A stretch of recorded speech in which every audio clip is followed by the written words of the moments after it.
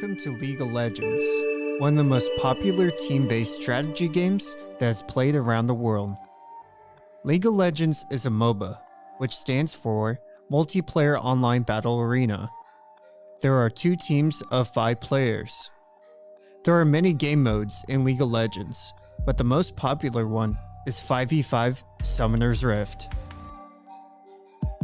Summoner's Rift features 3 different lanes in which the characters can use to travel around the map. In these lanes, teams will have turrets that protect their side of the map and attack enemies in their line of sight. There are areas called the jungle. Inside the jungle, players will find creatures that they can fight to either give them gold or to buff their characters. The basic objective to win the game is to destroy the enemy's base called the Nexus. Minions will run in groups down each lane to assist their champions. The minions can deal damage, as well as take damage. They will work to destroy enemy turrets, minions, and champions. However, the minions are relatively weak, and their major purpose is to serve as distractions or damage takers, while the champions work to take down a turret or another champion. Each player can choose from over 140 different characters, and every player sticks to a different role during the game. They are defined by top lane, mid lane, jungle, ADC, and support. Top lane. Champions of the top lane are usually tough, single fighters called tanks. They focus on the opposing team's strongest members and ensure that their lane is protected as well. Tanks are characters that don't deal extremely high damage but can take a lot. They use minions and turrets to assist in dealing damage along with their own damage dealing abilities. Mid lane. Champions of the mid lane will either be zoning the map, which aids in macro play. This helps the entire team all around. They can also be bursting champions, which deal high amounts of damage in short amounts of time. Or they can be high damage dealing players that cannot take high amounts of damage but can deal a lot per second. Jungle. Champions of the jungle are those who can deal high damage in short amounts of time, and then escape back into the shadows of the jungle to avert enemy damage. They will also work out destroying the neutral monsters within the jungle, which aids the team's side objectives that can help give the team an edge in battle. Bot lane. The champions of the bot lane are those who usually use range to make attacks and deal damage. These champions grow stronger as the game goes on, and are usually the ones that carry the team to victory near the end of the game. These champions are usually weak at the beginning of the game, which is why they will have a player being a support to help them take and deal damage. Support. The champions that play support are those who are good at controlling the crowd to assist the AD carry and moving through the bottom lane. They will also play around the map, supporting other roles to help carry the team to victory. The supports provide aid where the other champions need it. This aid can be in the form of shields, healing another player, or dealing damage along their assisted champion. As champions continue to deal damage, they earn gold, which can be used to buy helpful items and upgrades through the game. There are many items that players can buy that can enhance or defend themselves. They can earn experience points, which help them unlock stronger abilities as the game continues. Lastly, enemy teams can eliminate certain creatures around the map to turn the tide of the game. At the end of the day, there are hundreds of thousands of different player and power combinations a team can use that can take them to victory. No matter how your team approaches winning the game, there's never a dull moment when playing League of Legends.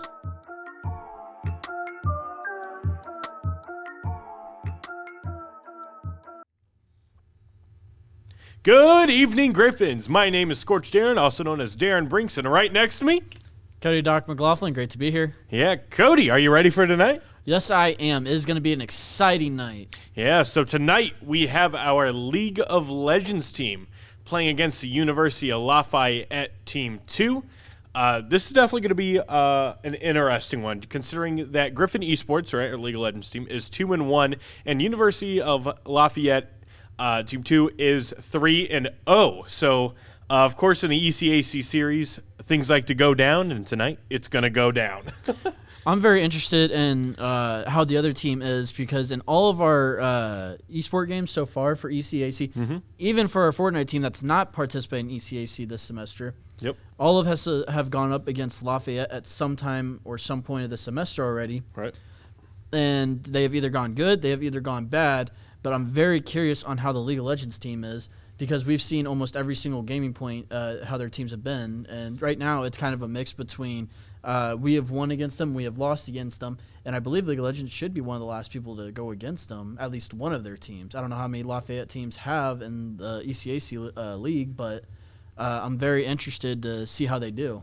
Yeah, and obviously, University of Lafayette is actually doing very well already. I mean, they're going perfect right now, and so it's either going to be tonight. MWSU Griffon Esports is going to go ahead and become a 3-1, or they'll go ahead and become even 2-2, or University of Lafayette, will get shut down and they'll be 3-1 or 4-0. So it's definitely open ended right now. And well, I'm very excited for tonight because actually we're tied for second place in the ECAC series. So. What word is that I'm not going to share because this is all I know is apparently there's going to be a slightly new comp tonight coming in from coming in from Griffon Esports. So I'm excited to know what they're going to go ahead and try. Usually what they like to do, as we've seen in most games, is they usually just go ahead and let the bot lane become a massive, as I like to put it, a massive force to be reckoned with.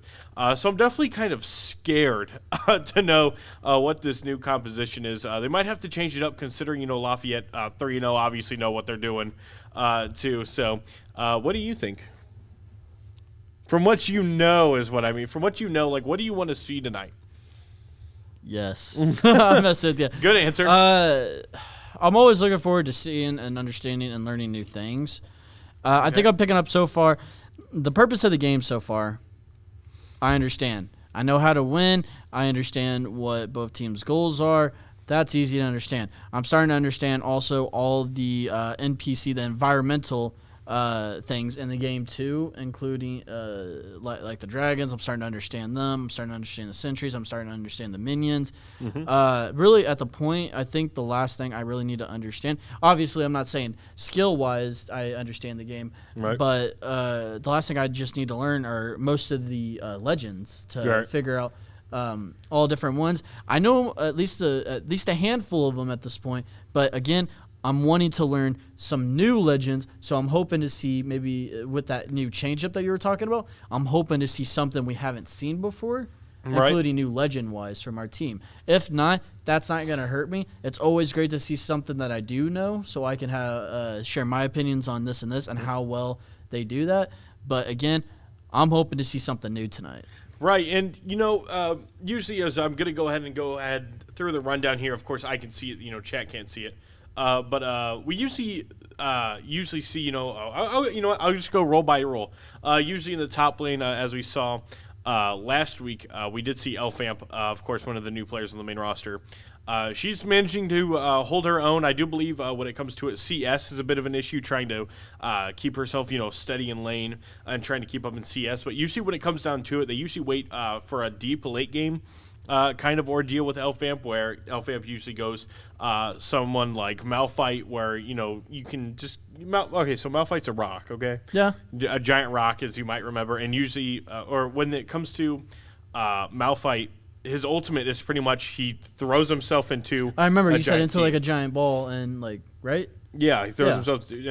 Throws himself to the team, and whoever he hits gets knocked up. I remember that because usually has like the spikes and stuff on his back. I've seen her. I remember her playing that. I think she played it in the past 2 games at least once or twice. I remember seeing that in the top lane. Yeah, usually Malphite, again, he uses a lot of mana up in the top lane, so you definitely have to be careful with how you want to help a Malphite. If Malphite has no mana, you can't really, the jungler, Straw Hat Levy, can't really gank there, so they usually let top lane be kind of their own game up in the top lane. Then they reach late game and play around what goes on from there. So, anyways, continuing down, Malphite, always one of the good top lane picks from Alpha. We do have Straw Hat Luffy. Straw Hat Luffy used to be an actual Poppy one trick, which was kind of crazy to see actually, but now that's changed. That's changed up quite a bit. I can't exactly remember what Straw Hat Luffy played last game. Actually, it was kind of sporadic. And everywhere. What I do want to see, actually... Did he play, if I'm correct, Amumu once? He did play Amumu, that's right. Amumu. That was definitely a new pick for me, actually. Yeah, played. That was one of the rounds. I don't remember... I'm trying to think who else he played, but I know Amumu was one of the people he did play. I think that was the last round he played, yeah. Yeah. And Sad Mummy. It worked, too. Amumu is definitely... you got to, of course, hit his Q skill shot with his bandages to get that stun off. And then, he does have that giant ultimate that can literally stun anybody in a large vicinity. So it's actually very dangerous. But that's good that you remember because I completely forgot. It was kind of everywhere. Because usually, when I'll get to it, I'll explain it. I usually focus in on the bot lane and who they play, especially as a bot lane ADC main myself. When I, of course, played it a lot more. But anyways, moving down from jungle, we do have Dark Ice Flames, who was actually started off as the ADC player for MWSU. And, of course, they wanted to go ahead and change it up a bit, but now Dark Ice Flames is doing much better with this switch up with her in the mid lane. And so what Dark Ice Flames usually likes to play is Ahri. I do know Ahri was one of them, but as we saw last week, Vigar was definitely one of the picks that she chose, and when it came to Vigar, I love Vigar. He's known as pretty much just, you have an ADC or you have a support. Whoops, I farmed so much that I accidentally just one-shotted them with my ultimate, so that's why I love Vigar. So, anyways, it does seem that we are going to go ahead and actually move on into our champ select. I'll go ahead and keep talking about Amon and Zepho in the process while they go ahead and get their bans off. But Amon and Zepho, they definitely have a lot of picks. I know Amon likes to play a lot of Vayne. He's definitely... I do know that he's played Jhin, but I don't believe Jhin is no longer in the picture. And then, of course, with that Vayne, by the way, as I was talking about, Zepho loves to play his enchanters. He loves to play Janna, Lulu. They definitely have been working out. I do like his Lulu plays. I'm sorry. I know that she's a main character, but for some reason, I actually do like when he plays Lulu. It's because usually, isn't there a good combo between Lulu and I think it was Twitch? Yeah, Lulu and Twitch, too. I totally forgot about the Twitch. So, yeah, Lulu gives a lot of attack speed. And her ultimate definitely does that as well and gives a health increase too. So pretty much when it comes to Amon becomes a giant turret, a movable turret, and it does kind of decide fights here and there, is what I would say. Yeah, those two are definitely a force to be reckoned with. Now, of course, as we are going to go ahead into our champ select here, MWSU going to go ahead and ban out the Jarvan and the Nunu and Willem, so it does seem that they're targeting their jungler. Straw Hat Luffy might get actually banned out, or will get banned out there because Lafayette did ban the Zac, banned Zepho's Zyra, and banned Amon's Draven. So that's definitely an interesting couple of bans that I've seen. And they are going to go ahead and ban the Vi on the side of MWSU Griffon. So MWSU Griffon's definitely targeting their jungler, who I believe is Loafman 2020. While we get the chance real quick, since we did introduce our team, I think it's only fair that we do introduce the players on their team real quick. Let's go ahead and start from the top of the list, starting with, I believe it is Stellant. Followed by him is Loafman 2020. Next is Moba Mouse, Shakonomy, and the Crisp Chin. I do like that name. I actually feel like that's a follow-up from the Crimson Chin from Fairly Odd Parents. I don't know. That's what I was thinking, but I mean, you know. Yeah, you know. But anyway, go ahead and continue. Sorry anyways, about that. as we're talking about, no, you're right. It's completely fair that we also bring Lafayette into this. So, as we are going into it, it seems that Lafayette is already going to go ahead and pick the Gwen top, the Viego jungle, and the Corki mid lane. That is definitely a damage-heavy composition, but they're also a little bit squishy besides the Viego. Are you referring to Corki? Huh? Corki? Corki. Yeah, the I'm guessing he's what? I'm assuming a tank, but also... No, Corki's not a tank. He's a damage dealer. He's a damage dealer? Yeah, he drives in a little helicopter. Really? Yeah, you're about to see Corky. He looks so much familiar. Was he in Arcane? No, I don't think so. He was on my jacket that I no longer have, but I've never seen the jacket. I know. Nobody has. I've seen the R6 jacket in your dreams. Dude, I really do need that. anyways, back to what MWSU Griffins are picking in their first lineup here. We do have an Orn coming in from Elfamp, Trundle coming in from Straw Hat Luffy, as we saw. Trundle was kind of their side carry, too. So I'm definitely interested to see how strong this Trundle is going to become again. And the signature Vigar pick coming in from Dark Ice Sims. And now as we're going to go ahead and go on into the bands, Akali and Aurelia is going to be a band coming in from MWSU, or bands coming in from MWSU Griffins. And then on the University of Lafayette, they're going to go ahead... they're going to go ahead and pick Nico and Ari. And they're also going to go ahead and pick Zeri and Braum already against that Callista. Zeri is not much of a character I've seen much of yet, but I'm definitely interested to see.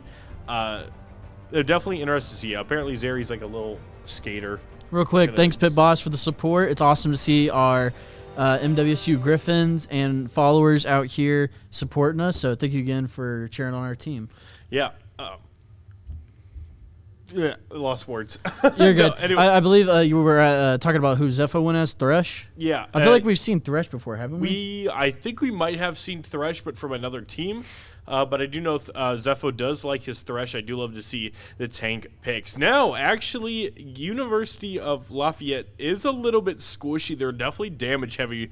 So MWSU definitely has to watch themselves on how they do into the early game, so that if they make any mistakes, those mistakes don't carry out into the late game. But we do have about 15 seconds until we have our spectate delay. So Griffins, we're going to go ahead and take a short little break, and when we get back, I'll talk more about their team compositions when we get into the game. So don't go anywhere.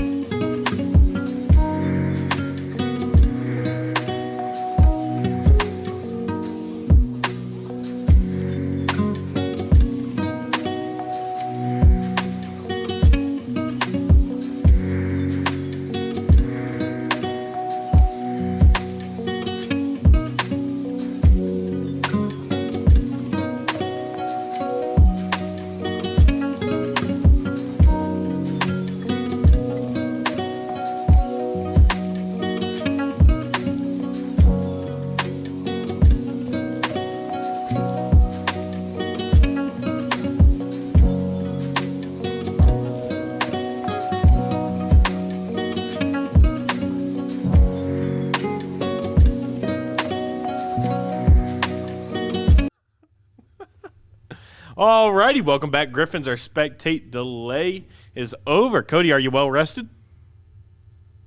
You woke me up so early for this. Early? It's 8:47 at night. Exactly. I was getting my beauty sleep.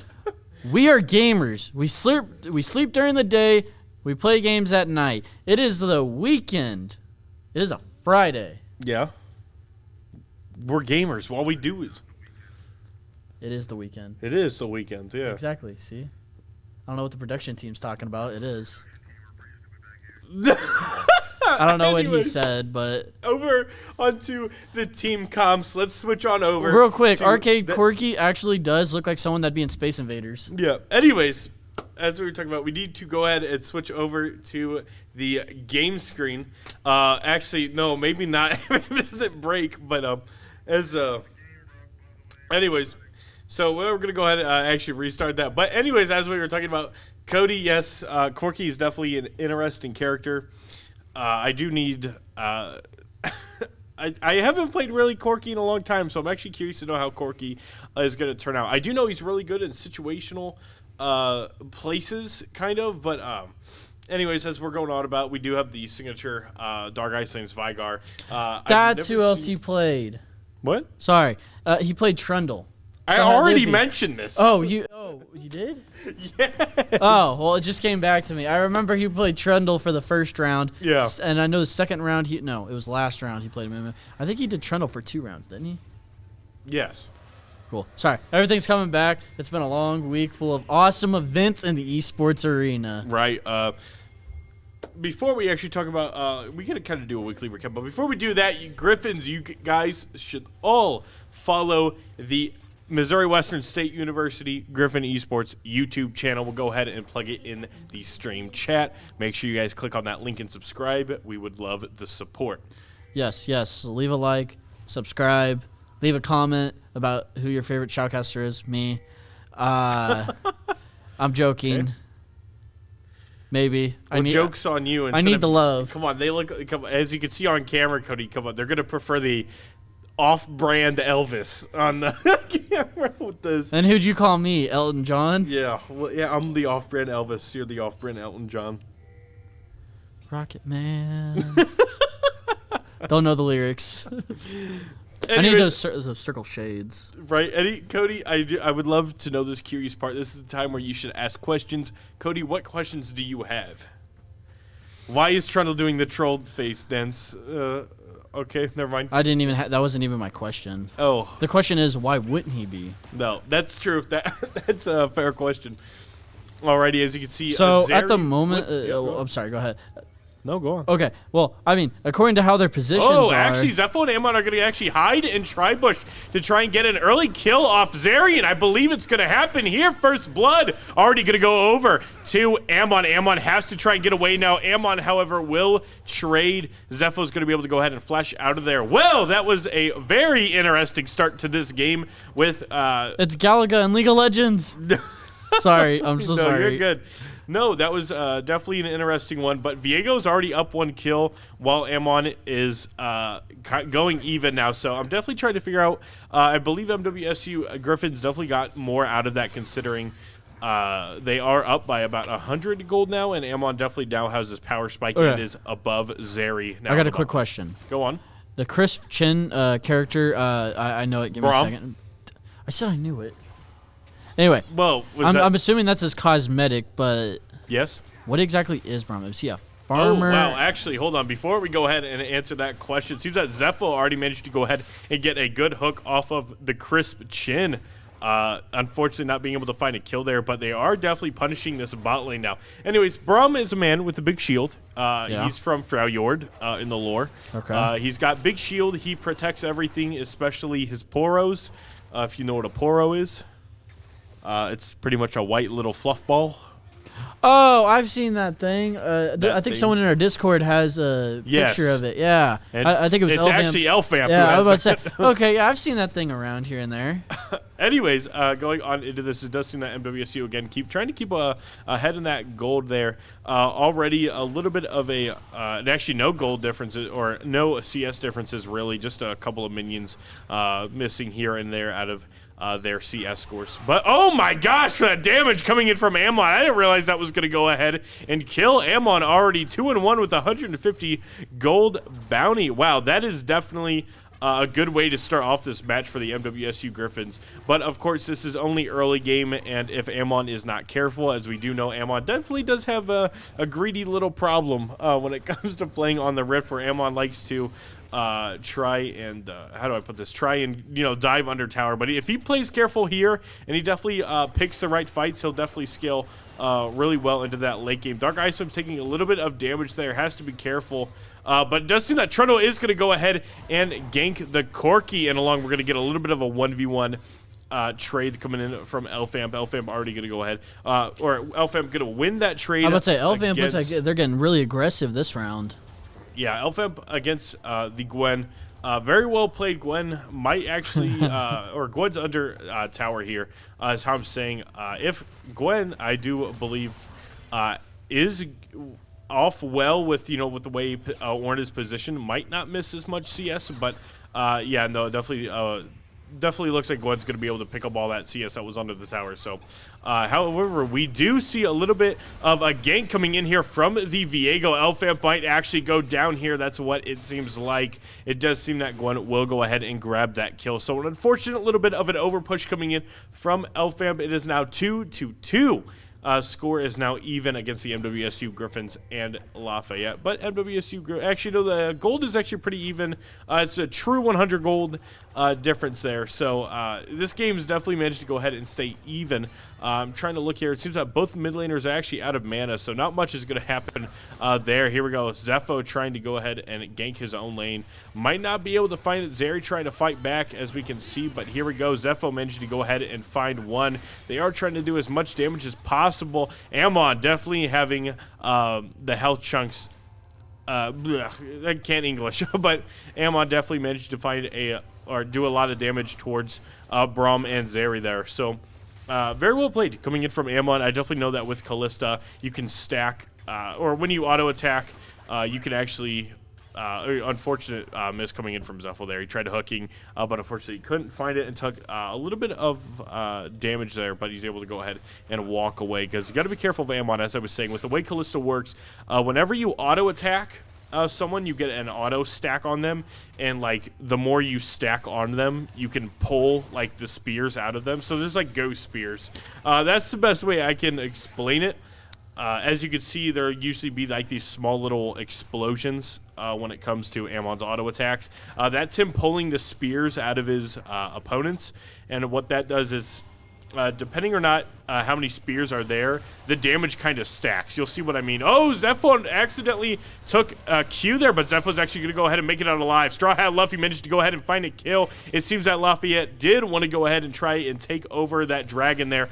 We have a rotation coming in from Dark Ice Flames. It seems that they have the Corki stuck, but Corki's going to be able to go ahead, or Corki will only be able to flash away to survive that situation. It does seem that MWSU Griffins still want this dragon. Can they go ahead and pick it up? I do believe so. Here we go. Amon's going to be able to go ahead and pull, and it does seem that Straw Hat Luffy will smite the Drake too. So first Drake going to go over to the MWSU Griffins. Cody, I need a little bit of a drink of water here. Can you take over? Are you sure? I'm enjoying the show. Don't. I'm positive. Okay, there we go. Anyway, so far from what I've watched, it's been pretty cool. Top lane has been kind of back and forth, again, like ping pong. Yeah, I agree. At least the fight has. And so far, I'm enjoying how the game is starting off for MWSU. There might be a bit of a difference between teams, at least what I think. But at the moment, I'm enjoying this game so far, especially with some of these new characters I've yet to see, or at least I'm learning about now. But I do have a question for you. Go on. I know you used to play League of Legends a lot. Yep. As one of your, I want to say, first probably PC games. Well, okay, correct. one of your, like, grinding. Yeah, I played League for 6 years, yes. Yeah. If you could, could you name off every single character if I showed you all the pictures? Yes, I could. And what they do? Yes. Besides maybe, I think her name is Renata And Zeri, I'm not very fond of, but everyone, yes, I could. I can tell you what. I don't know the names of most all the abilities, but I could tell you what. If I see a picture of the ability, I could tell you who it is and what their ability is on. And that is an has a slain kill. Economy. Let's go. That was a fast-paced elimination right there. Yeah, Zeri definitely didn't expect that. Immediately got hooked and then taken out and chunked by Amon. Amon's now 3-1. There's that force you got to be careful of. It does seem that Vigar. Elfam unfortunately getting a little bit too caught out here, but here comes the ultimate. Can they survive? No. Loafman's going to be able to go ahead and grab one kill. It seems that Amon's going to be going to go ahead and take that Thresh Lantern and escape there. So, very well played coming in from the bot lane of MWSU. Definitely keeping their lead there and definitely turning that into a snowball. So, it does seem that they are going to go ahead and try and keep their lead ahead while they can by punishing the enemy there in the bot lane. So you definitely have to be careful of the Griffins right now. I would say if you continue to let them kind of just keep scaling, then the late game is definitely going to be rough. And I can't really pinpoint it now. It is only early game, so all I'm saying is that you just have to be careful of Amon, or else Amon will continue to get kills. Maybe a gank coming in from Viego, as we can see above Amon and Thresh. So definitely good communication there. That's probably warded up in that tri-bush where we first saw the first blood go on over to MWSU. So, yeah, they definitely have to keep things warded. Definitely have to keep themselves safe. It'd be kind of nice to watch the game from another point of view. Oh, here we go. This is why Viego was coming down into the bot lane. And it seems that Amon, it will escape, but can Zepho? Amon going to be able to go ahead and grab one. Here we go. And here comes Straw Hat Luffy. Straw Hat Luffy. Oh, I thought you were going to shoutcast. I was saying Straw Hat. No, I was saying Straw Hat Luffy. You said Luffy. No, it's Luffy. Here we go. Amon going to go ahead and grab the double. Very well played from Amon. Oh, no, the Corki! And unfortunately, we're not going to be able to see a kill there. But it seems like Straw Hat Luffy going after Corki. Let's go! And it looks like right now it is Straw Hat and Luffy holding at the points right now. But it looks like at the moment that was a pretty fast battle there right now, going back and forth in either way between MWSU and Lafayette. But overall, I say it was more in MWSU's side at the moment. There is still a battle going on between Shikonomi and Straw Hat Luffy.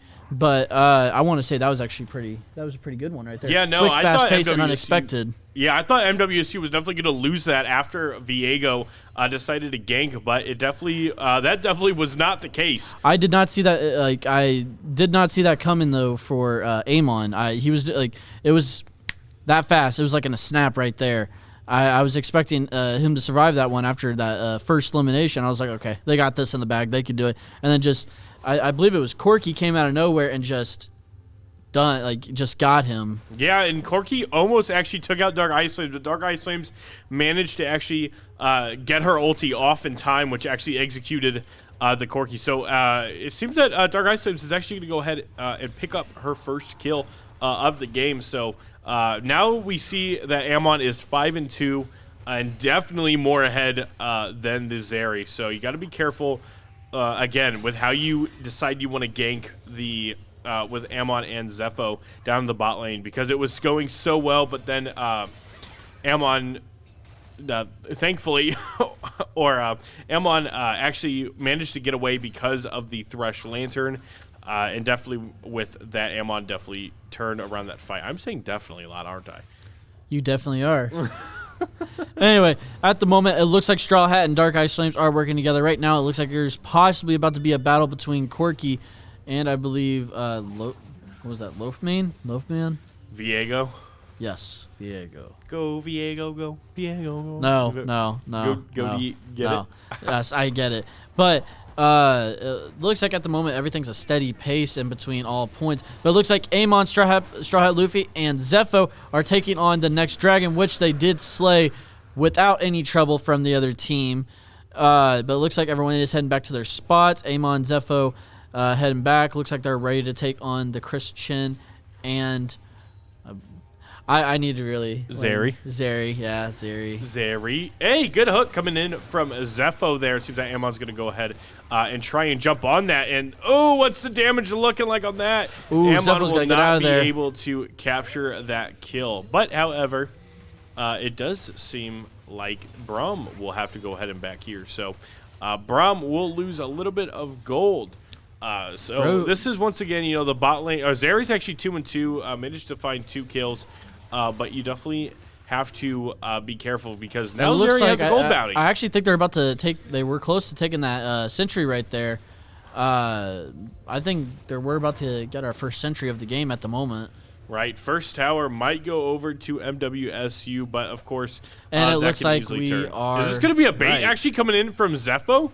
Is Zepho fakes it? Oh, here we go. Ammon's going to go ahead and ult Zepho on top of the enemy there, but this is definitely not the way they wanted this one to turn out. Here we go. It One looks like kill. they're as close. Ammon's so not gonna be able to close. find the kill. But here's Dark Ice Flames that jumped in, going for the Dark kill as Ice fast as possible. Flames. Dark Ice Flames missed 2 of her abilities. And it seems that the ultimate wasn't enough to take out the Braum, so an unfortunate misplay from MWSU, and it seems that Zeri is now 4-2 as fed as Ammon. Definitely have to be careful, like I was talking about, because it was only a matter of plays before Lafayette wanted to take over this game. So, oh my gosh, big damage though coming in from Straw Hat Luffy, but it does seem a trade is going to go ahead and happen. Corky taking out the Trundle. And it seems that the game is tied with Missouri Western actually down by 600 gold because of the gold bounties that were on screen that 2 of the players from MWSU had, I believe. So you know what I don't find fair? My mom told me I can't run with scissors, but she's got a bigger pair, like the world's largest pair of scissors, and she can run with them. That's not fair. Well, Zeri's just a little bit more grown, all right? Just 22 years old. I'm about to be 23. It's for your safety. It's for your safety, all right? Am I really that much of a hazard pro? You say a hazard pro? Hazard pro, you know, gets hurt a lot. You mean a hazard prone? Sure.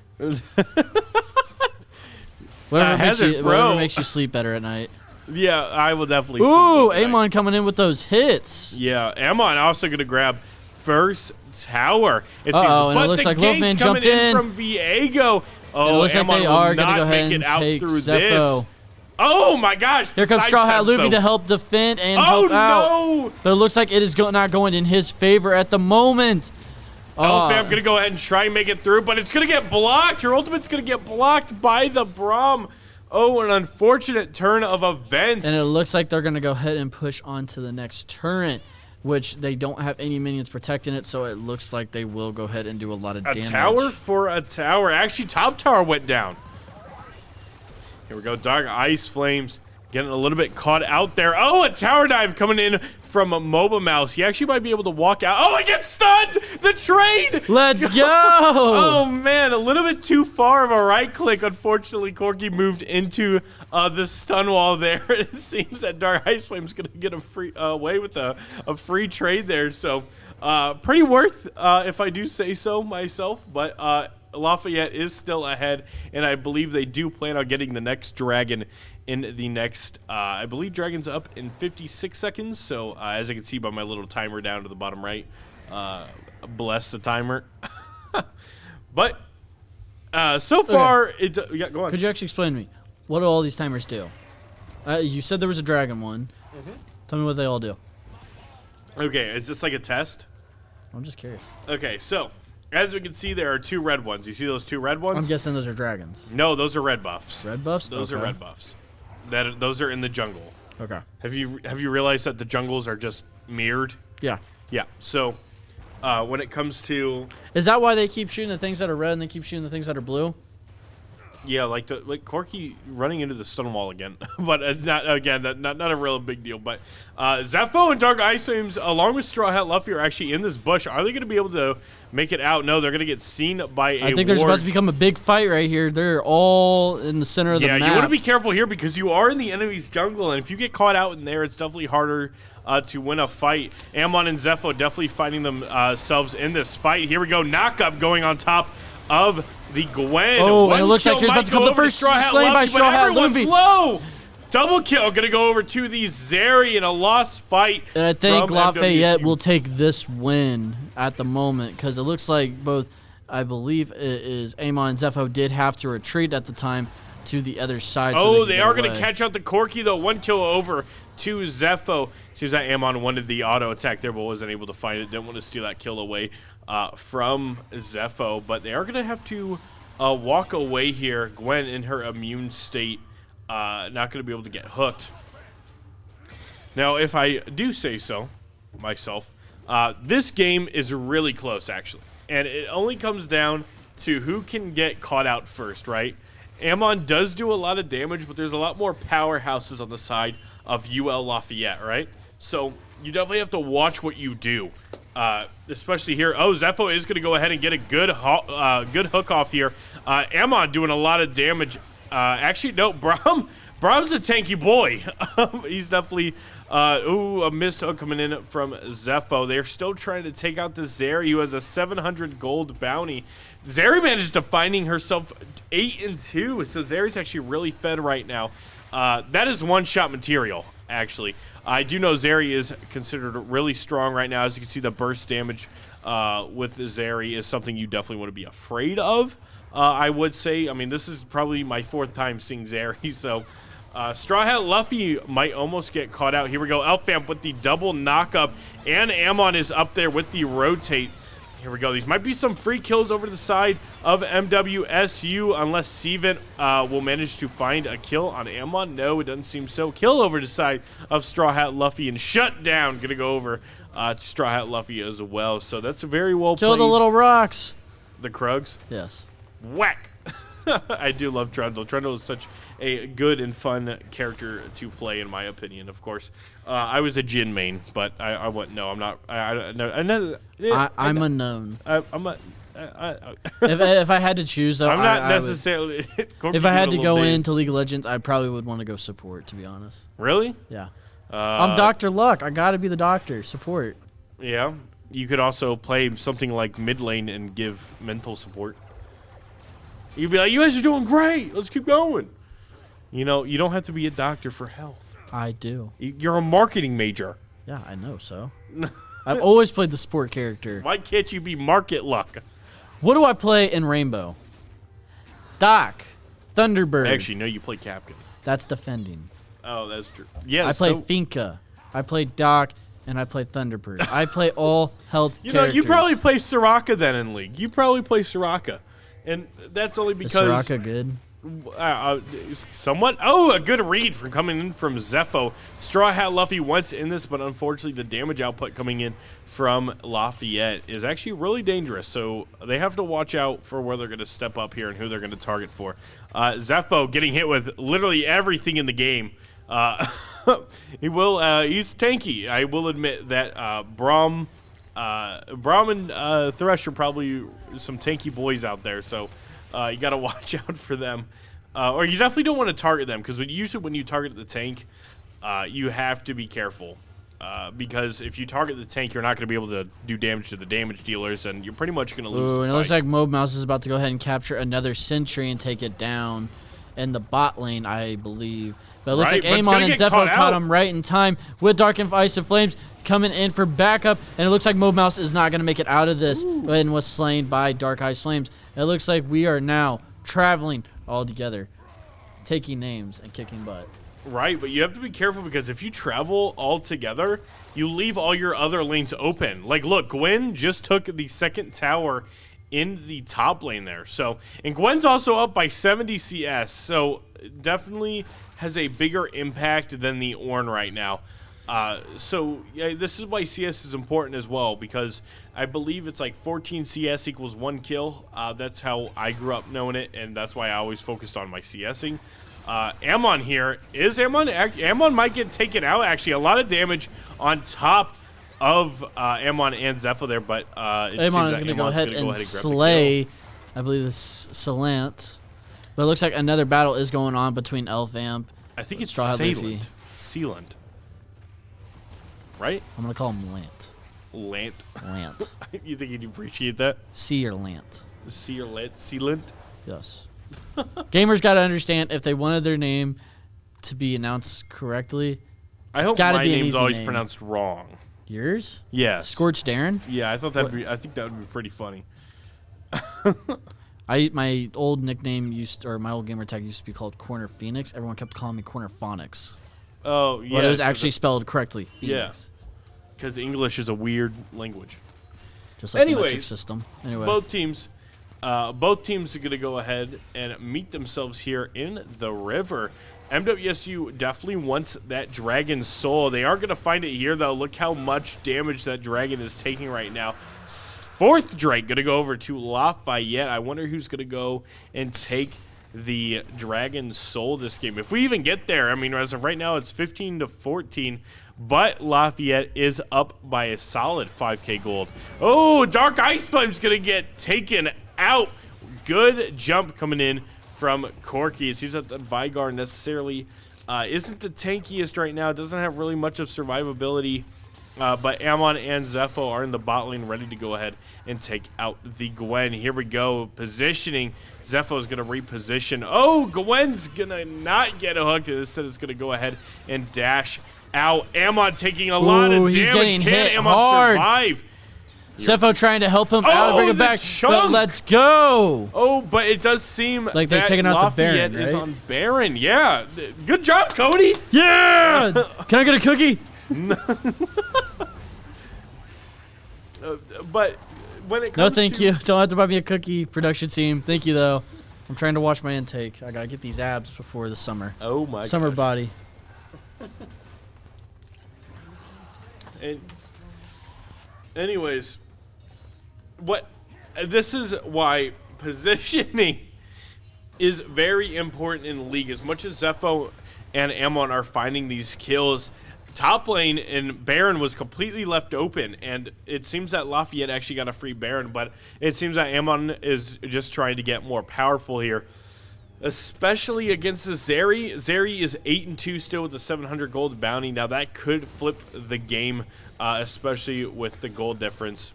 Actually, no, it won't really flip the gold difference, but it'll definitely help. Probably try and grab a. Probably would try. Losing the words once again. But as I was saying, it seems MWSU needs to close this gold gap or get more items, because as of right now, Amon and Zepho are really strong, but it seems like everyone else has fallen off here. Elfamp is going to get chunked here. That is a lot of damage coming in from Gwen. I believe that Elfamp will actually be taken to about half health, and if I am right, all right, bye, Mr. Camera. Nope, and all right, we're back, and unfortunately, Elfamp will get caught out and go down. Good rotates coming in from Lafayette. Amon is, Amon actually going to take a little bit of damage there. The MWSU Griffins needs this next fight, actually, because it seems that Lafayette is pushing forward.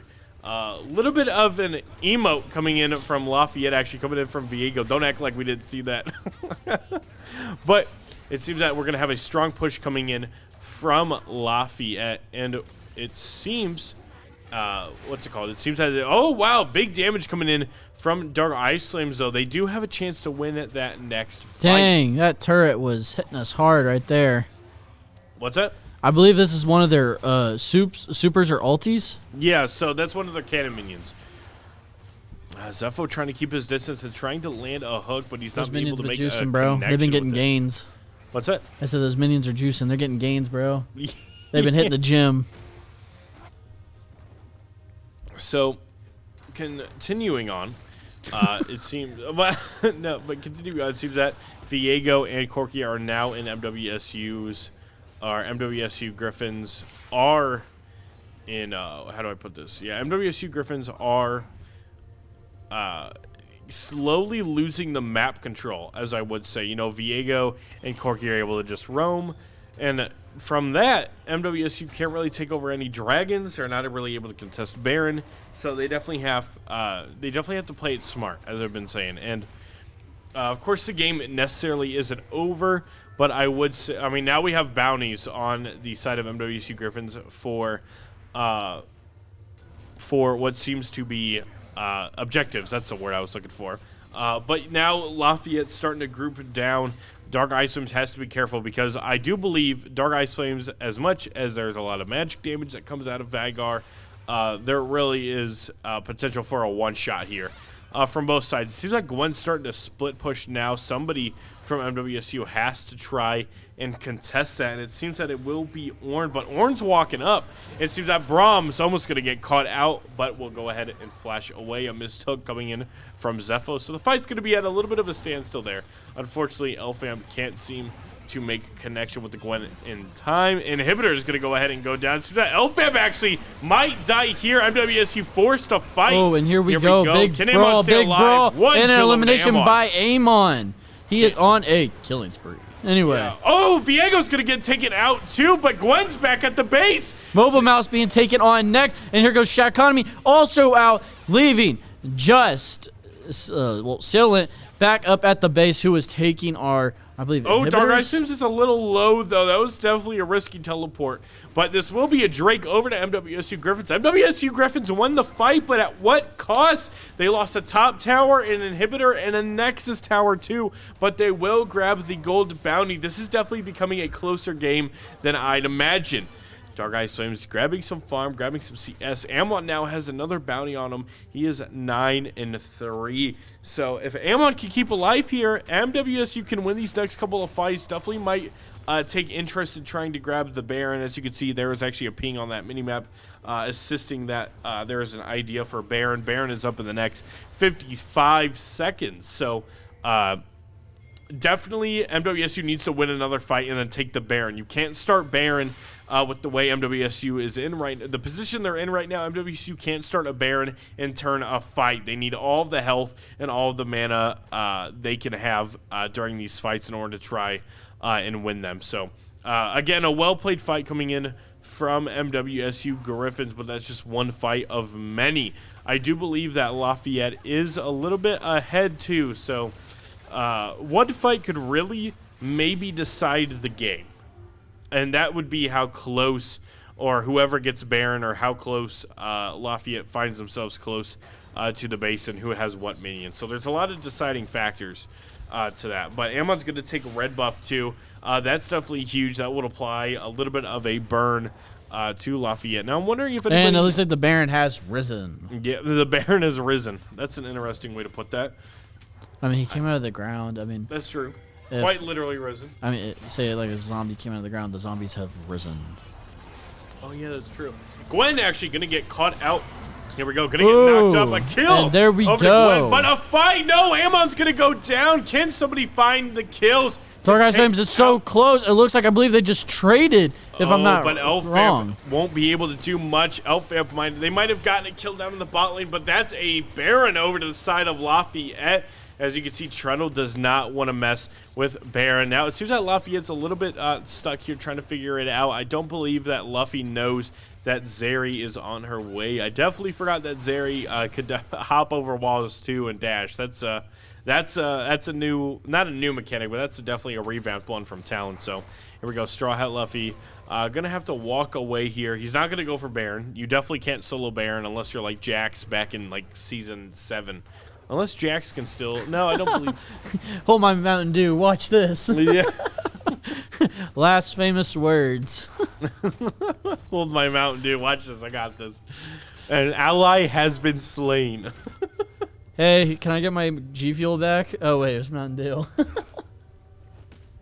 All right. So there's going to be a little bit of ward clear coming in from Lafayette to MWSU Griffins. Unfortunately, they did grab that last dragon, but they definitely need this dragon soul in the next 2 minutes. And Baron is still up too. So once again, the next fight will definitely determine who.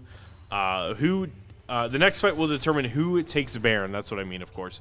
And it does appear that Amon playing a little bit up close there, but I believe there might be enough vision for him to have that reasoning to play up that close. I hope so.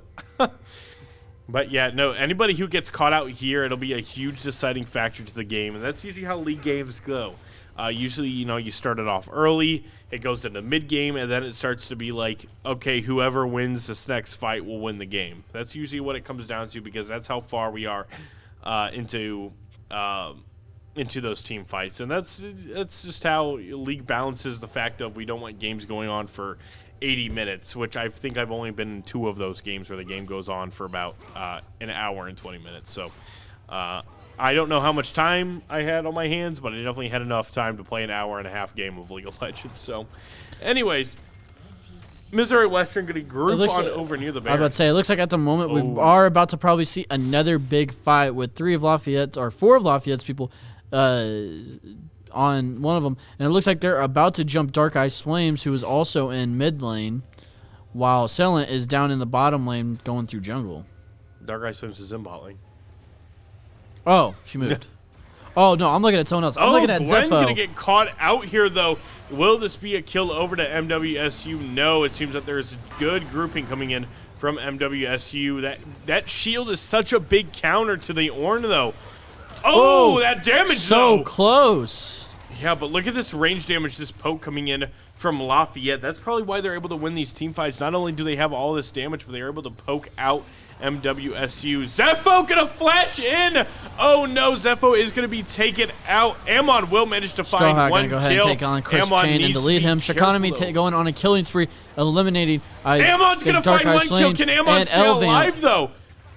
Oh man, those are some real. Oh man, this series getting a little bit too close for my comfort. It looks like right now it is even fight at the moment with both last players remaining. Yeah, it is 2-2. They won't be able to contest drag and drag. This will be the 6th drag of the game. Actually, we're definitely going on to the borderline dragons as well. It's 26-24. MWSU needs to do something about this poke on Lafayette, or else Lafayette will poke them to the point to where MWSU cannot stand anymore. That's what I'm seeing. I mean, as much as the healing is there, I do believe I'm not really seeing much. Actually, there might be some anti-heal on the side of Lafayette. No, I don't believe there's much anti-heal, but there's also, for some reason, not much healing on Ammon, and that's definitely what's going to keep him in those fights. Let's go ahead and give a thanks out to Haiti and Dev for the support to our team. We love to see the support. Thank you guys so much. Anyways, continuing on. Actually, now Trundle, Straw Hat Luffy does have a bounty on him, so he's definitely going to watch his positioning too. Zeri still has not gone down yet. Zeri still has a 700 gold bounty. That would be very important here. I definitely love to see MWSU, MWSU try and take out the Zeri, but Zeri's always in the backline too. Zeri has so much mobility, it seems, that MWSU can't really make a connection with her, I would say. So it's all up to Zepho, and Zepho accidentally flash queued into the enemy too, but it did manage to actually, it did manage to stall enough time for Ammon to live. Man, I cannot speak. Anyways, you should definitely work on that. What, speaking? Yes. Yeah. Communications major. Yeah. I'm joking. But it looks like we're about to probably see a big battle right here in mid lane, if I'm not mistaken. And it looks like that Sentry is almost about done. It's literally one hit from being taken down. But at the moment, it is just going back and forth from one side to the other. And it looks like we are starting to disperse more now along the map through jungle and top and bot lane. Right, they're positioning now, or each team is positioning themselves closer to Baron now. They know that that's what MWSU is looking for, but now, of course, if MWSU does get Baron, there is still a chance that Lafayette can win the fight with their Baron on. So, this will definitely decide the game here, unless one of the teams is able to just back off. But Lafayette is definitely looking for this Baron kill here, so that they're able to try and end the game. Dark Ice Flames might get caught, or Dark Ice Flames gonna get caught out here. Corky's gonna hop on top, and now MWSU is down a player. Unfortunately, MWSU slowly losing this fight at a time. Ammon needs to try and stay alive, but Ammon's gonna go ahead and find one. But it seems that Corky's gonna find 3. And it looks like Lafayette will go ahead and take this. Ace going over to the side of Lafayette, an unfortunate fight, which is their chance right now, and it looks like they are pushing base, correct? Yeah, Lafayette's base. going to try and push base there. They don't need Baron. It seems that the closest person to spawning is a 20-second cooldown. So it seems that Lafayette will go ahead and take the first game here. Unfortunately, it does seem that Dark Isims got just caught out there. And once they saw Dark Isims getting caught out there, they definitely wanted to continue that fight. And that's exactly what they did too. So it seems that what we are going to do is we are going to go ahead and take a short break here. I believe that what we should do, if possible, is we should go ahead and play our Kovacs ad and then go into a break. And so with Kovacs, it's usually what a lot of our FPS players like to use, but I do believe there might be some functions on there for our mobile players too. So we're going to go ahead and play our Kovacs video, go into a break. Don't go anywhere, Griffins. We'll be right back.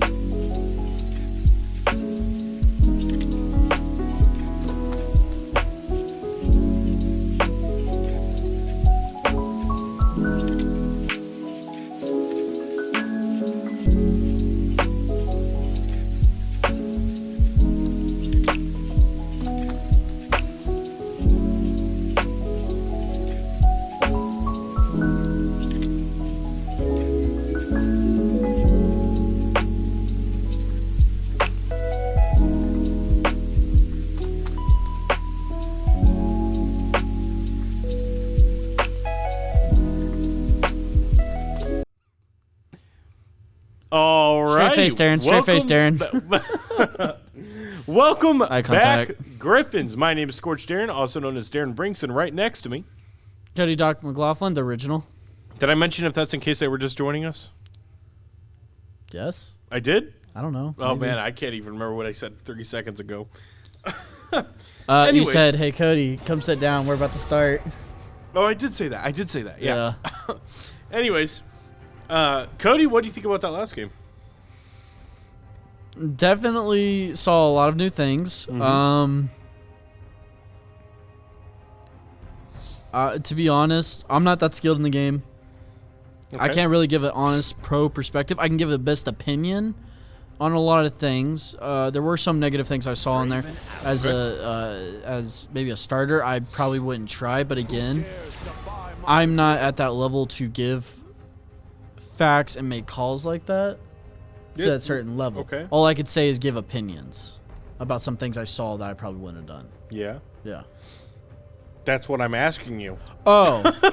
I was like, what do you you just think about that last game? To be honest, from what I just saw, explain what it you're was doing. there was a lot of just us leaving lanes open, just back and forth. Like a lane was left open so much. Top lane, oh my, that was left open so much, and I don't know what the strat was exactly. It worked out in the first part. I just don't know where it went We managed to wrong. get ahead in these fights, but we always managed to get ahead in the fights just because it was always a 4v5 and Gwen would be split pushing up in the top lane. Yeah. And so top lane would often be left open, and that's why Gwen had such a good final push towards MWSU Griffin's base. So I agree. But it was just mainly the top lane that I always noticed that was always, and like I said, I know they probably aren't doing it on call, but obviously they were sticking as a group. They were trying to do their best they could.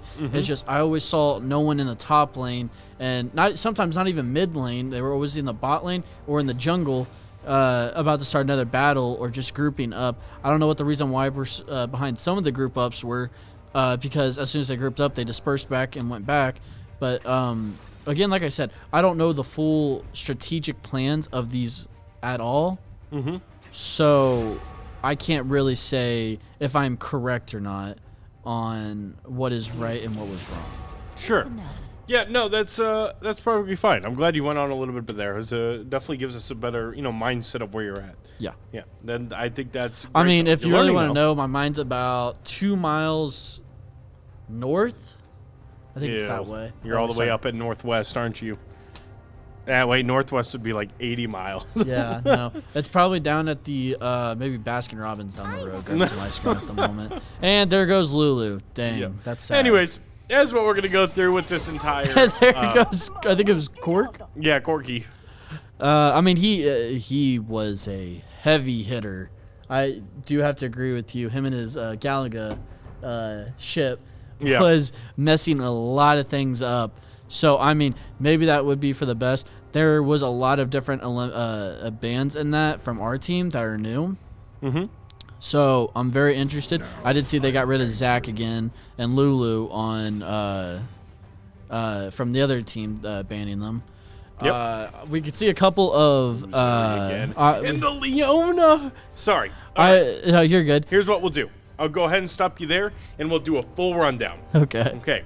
Bands on the side of Lafayette, we see the Zyra Draven and the Zac targeting Straw Hat Luffy, Elfamp, and Dark Ice Flame. Actually, no, Ammon. It's targeting Ammon, Zepho, and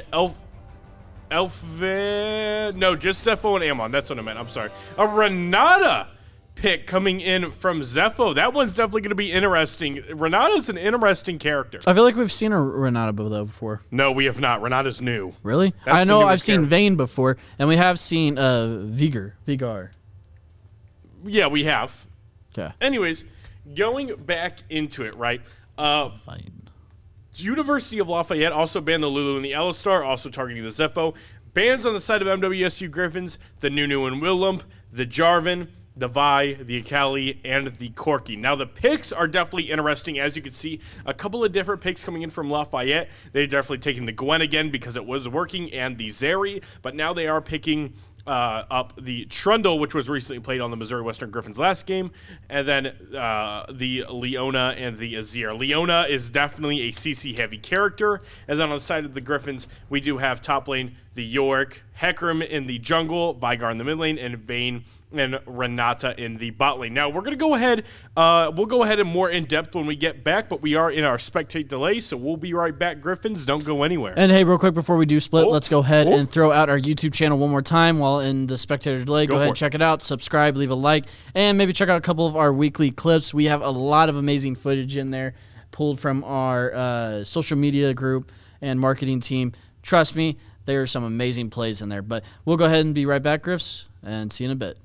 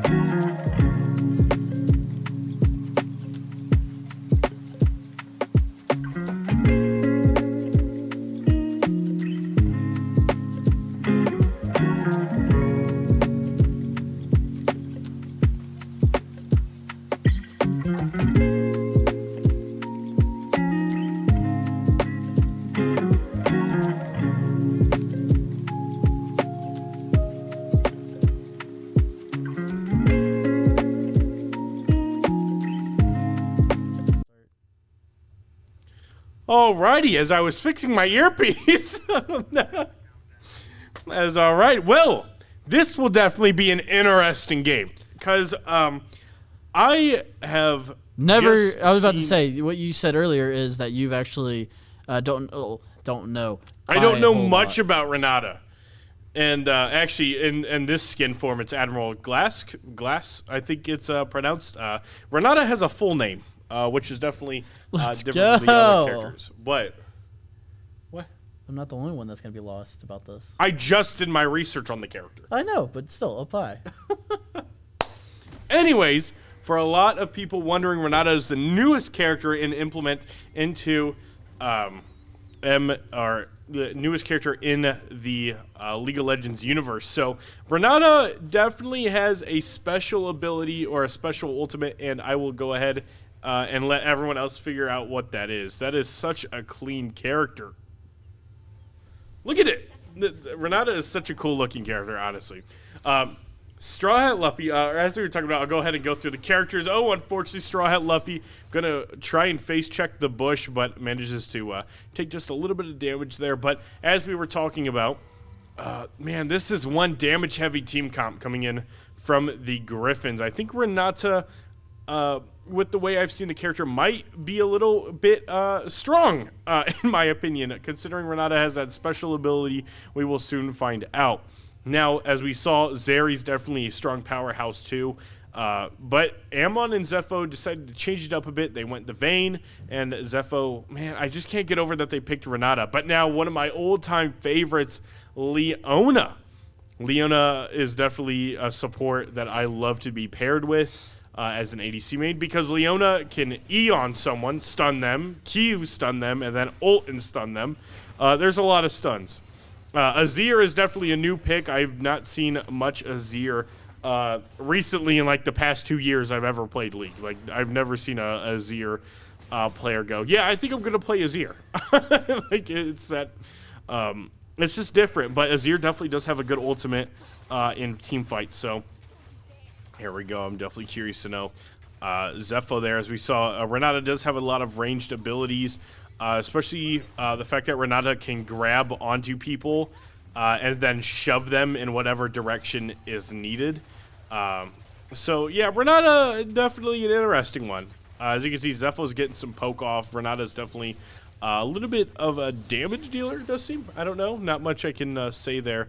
Of course, Zeri trying to get a bunch of damage, or trying to get a little bit of damage off on top of Amon there. Leona trying to find a connection there to try and stun Renata or Amon, but not really able to find, as I said, a connection. So they are pretty much sitting really well right now. A lot of damage on top of the Gwen right there, as we see Elfam not really on a tank, but really on like some on a, I guess if you want to talk about terms that a lot of people could talk, more or less a side tank. But York's definitely there to try and kind of split push, as we saw. You know how Gwen would like see the open lane and start pushing the lane and get free towers? Yeah. That's what York is there. York is there to apply pressure to a certain part of the map so that a team can't just, you know, a team can't really follow through with their plans. It's definitely a good pick. Definitely one of the better picks on Elfamp, of course. So, as you can see, we've seen York before. York likes to make minions and all that fun stuff. So he's a Gravedigger. Yeah. Yeah. I remember. Oh, us man, talking about that's this some one. nice damage coming in. And I think that's actually also a very York. good advantage that Elfamp will now have over, especially up in the top lane against Salient. Right, that was a gate coming in from a Loafman, but not really able to find a mark on either Amon or Zepho. As you saw, Renata did have that kind of chain that came out at her, but actually Gwen might actually win this trade because Elfam's out of mana. Oh, unfortunately, Elfam's going to try and flash away, but the ability is still going to hit in First Blood. It's going to go over to Lafayette, specifically Sealant. Gwen already finding a kill, and Trundle's back for more. But anyways, as I was talking about with Renata, as you saw, they had like this chain kind of shoot out, and if that chain connects, Renata can then, Renata can then shove the person wherever they want. And as you can see, Renata chained against the Leona, but then shoved the Leona away. But what will it matter? Leona's going to go ahead and make a connection there. Can Amon get enough damage off? Oh, shields coming in from Zepho. The shield is definitely a little bit different from Amon. Amon might grab a double kill here. Oh, he sidesteps the Zeri, and it seems that Amon will not grab the kill, but do enough damage to where the kill will go over to Renata. Man, this is one game we're seeing here already. I'm very excited for this one too. This is a change of pace for a lot of things too. With a lot of, like, this is a whole new team comp that just came in. So if you guys are seeing how exciting he is in his voice, you should see how I'm seeing the view of him right now. He's like a little kid in a candy shop. He's so excited to see all these new candies. I am. But not York candy, though. Probably tastes like bleach.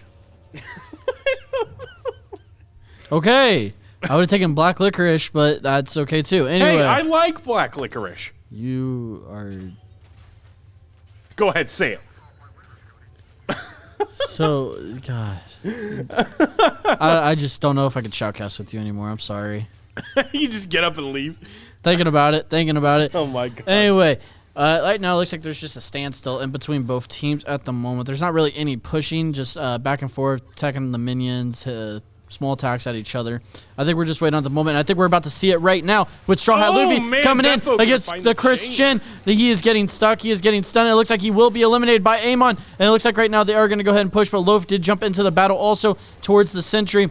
Right now, I think they're just trying to hold the ground so the minions can back them up. At the moment, it looks like they are backing up slowly, and I think we did just have a good push right there, especially a little bit of damage on the tower. Man, right I now. love Renata, man. This is beautiful to watch.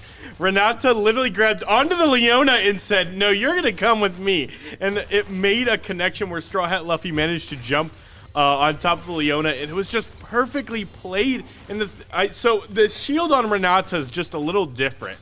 Like, you can get, if you get a kill, you kind of get all that health back, unless somebody is able to do, like, I don't know, it's kind of like a redemption arc kind of thing when it comes to the shield on Renata. But Renata also has like a point and click, I believe it's a point and click, where she can give Vayne attack speed and movement speed, which is really awesome. It's like Lulu. It's literally just a Lulu which is human and a lot bigger of a person, pretty much. Now, the ultimate, which is a special ability I was talking about, we're going to go ahead and leave that for, again, when it happens. So, it definitely looks awesome. It definitely puts a different aspect to League of Legends. So, I just kind of want to see where it goes. There's some viewer out there like, Darren, I know what the ultimate is. Yeah, but not, but I... Man! No, like, I mean, for people that do know, no spoilers, of course, in the chat. I definitely don't want to spoil it for the rest, but man, it is such a beautiful ability. We're just going to have to wait and see, and, man, I just wish I could explain it, but I can't. It's that special. It's that awesome of an ability. Like most ultimates, of course, where ultimate should be significant to the person, but it seems like we're gonna have a gank. It looks like we are going after Mobus Mouse, so close, low on health, but it looks like Straw Hat Luffy and Dark Ice Flames are now being pushed by Loaf and Chris. What a gank, or a counter gank coming in from Trundle. Trundle will manage to go ahead and find one kill. Let's see, Dark Ice Flames trying to find, they're trying to input more damage there to try and find a kill, but won't find it. The Azir beautifully played that. Oh, Azir's gonna go under tower, but Dark Ice Flames reacting quickly will actually manage to find the kill there. What a beautiful execute coming in from Dark Ice Flames, and Azir getting a little bit too greedy. Vamp slowly sitting up in that top lane, not far in CS, not too far in CS this game. It seems that the minion's going to go ahead and jump on top of Gwen there. But Gwen's also really a power pick too. As you can see, Dark Ice Flames, or not Dark Ice Flames, Elf Vamp is going to go ahead and as you can see, a lot of damage going on top of that Gwen. Here goes Elf Vamp. Elf Vamp going to flash away. Now, of course, a lot of damage coming in from the York ultimate, but I don't believe it'll be enough to try and finish off the Gwen there. Gwen's definitely trying to keep some space. Now, Gwen's probably waiting for her invincibility ability, her invincibility ability to try and trade out this York, but York's actually doing a lot of healing too, so another person that scares me too is the Azir, because Azir will probably try and shove everyone into together or under the team. Gwen's actually technically invincible now, so if Elfvamp can play this correctly, it'll be a kill from the Gwen onto Elfvamp. So again, that's all up to Elfvamp to see if they can play it correctly. It seems that Vayne is going to recall too, so Zepho is all alone in the bot lane. But with the way Renata is, man, Renata is perfectly fine and can survive. What was that? You got a question? What? No, I had sun in my eye. Sorry, my bad. Contacts. Anyway, I do agree. At the moment, it's like a mystery just watching, considering right now how you're oh my expressing gosh, your Renata gonna go ahead and ulti there, but it seems like it was and here comes Straw Hat Luffy with an ulti right there, I believe, right? Oh, Zepho survives! Zepho survives, and it seems that Vayne's also going to pick off the Leona. I thought Zepho was dead, but he used the shield and did enough damage to stay alive. What a beautiful play coming in from Zepho to stall for the team. So, as we saw there, this is when I can say it. As you can see, the Zeri was ulted, and Zeri became twice its size. That indicates that Zeri is in a confused state, and Zeri will actually start attacking its own team. doing damage. Oh, are you talking to me? Yes, I'm talking to you. Yeah, I know. Like I said, with how that experience you're feeling right now about Azeri and everything, that's my world right now. Renata. Feeling about sorry, Renata. My bad. It is such a different ability where you can literally say, you want to do damage to me? No, I'm going to ult you, and you can do damage to your own team. It is such a great ability to watch. Of course, if I was playing against it, I'd be a little scared, maybe. Like I said, so, Zach. And it's already almost on cooldown, or halfway done with its cooldown too. So, anyways, continuing on, we definitely do want to see some poggers in the chat. I do know Anby very well. Anby should definitely start putting some poggers in the chat. Just want to put that out there. But it does seem that Amon and Zephyr what up, might actually Bacon get caught Bit? out How you here. A doing, flash bud? coming in from Amon. Ooh, it seems that there might be a stun, but Amon doing a lot of damage. Can Amon do enough damage? No, unfortunately is not going to be able to find it or find enough damage to get that heal off, of course. So Amon's going to get shut down. It was not needed. That's not the play we were looking for, but it does seem that, what's it called? It seems that Hecarim is going to try and find a kill here. Mobile Mouse going to get taken out, but it does not seem that Dark Ice Flames can survive through this. Here we go. Someone's going to get feared there, and Dark Ice Flame's barely alive. Zeri's going to be able to pick up the kill. Gwen with the solo kill up in the top lane. Straw Hat Luffy a little bit low. Here we go. The enemy is attacking themselves. Here we go. Can Zepho get enough? Straw Hat Luffy going to get shielded by it. By Renata and managed to find a double kill. What a great champion I'm watching right now. That was definitely a turn of events for MWSU. I have never seen something more beautifully played in my life, actually. It was just so perfect with the way it went out, and Renata, they're definitely showing Renata's power, where literally the fight was going to be lost, and Renata said, nah, you want to fight me and my team? No, you can fight each other. And it was, oh man, this character is going to be a game changer in this game. I can already tell. It does seem that Straw Hat Luffy, again with that beautiful play there, will manage to walk away actually from that fight because of how that fight just came out to be. It does seem that Elfamp is going to get caught out there, of course, but no, they'll be able to walk away, so it seems that Elfamp will live another day, but it does seem that Rift Herald will be dropped up to the top lane. Loafman and Sealant going to try and push forward. Definitely don't want to stay in there because Elfamp will go down if they try and contest. First tower going to go over to the side of Lafayette. Seems that Straw Hat Luffy, too, is going to try and help take out Rift Herald. Of course, Zepho trying to find a hook there, but isn't necessarily going to find it, not going to connect with it. So it seems that it does seem that if a hook goes off, though, you can actually crash another person into another champion, and it does seem that they get stunned, I think, or something like that among the lines there. No, it's definitely, there used to be it's like a Swain. So Swain, I have not seen Swain in a while, but it seems like with Swain can kind of send out a giant claw, and if it connects with anyone, he can pull them towards him. With Renata, you send out a hook, and you can just throw people wherever you want to in a short distance. It's, that's definitely an interesting one. Here we go. It does seem that Dark Ice Flames manages to catch out the Azir. Can a kill be found? No, I do not believe so. Dark Ice Flames definitely trying to run in there to grab that kill, but will back off knowing or not knowing where that Trundle is, and that definitely would have been a scary situation, of course. So that's a lot of shielding, actually, Renata can do. So I'm starting to see if Renata, or I'm still trying to make a decision if Renata's really strong or not. We'll definitely have to wait and see till late game. There we go. Trundle getting stunned under tower. As you can see, Zeri was trying to get shoved, or Renata was trying to shove Zeri. Zeri right into the Leona. Here we go. A 1v1 coming in from Straw Hat Luffy, but the healing might be a little bit too much for him. Here we go. Azir also going to try and get in. Straw Hat Luffy, unfortunately, going to get caught out and will not find his way. And will not find his way out of that situation. So it's very unfortunate for Straw Hat Luffy. It seems that his team couldn't really find away in there. But now we have a 4v2 down in the bot lane. Here we go. Can Renata survive? People doing damage to each other? No. Dang. Zepho can also try and do damage. Here comes the Zonias. Amon needs to get out of there. Can he find the kill, though? No, a double kill over to the Zeri. Dark Isom's trying to find a kill, but unfortunately can't find one either. So it does seem that MWSU had quite the lost fight there, and it definitely seems that that will even out the game, with Lafayette being up about 2K gold.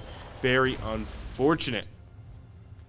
However, I'm trying to see how the split pushing is going for York. York's already behind a tower. York just needs to sit up top lane and try and push. However, it does seem like Gwen is up there trying to gatekeep that red buff so that York can't find it. Here we go. The gate coming in from Hecarim.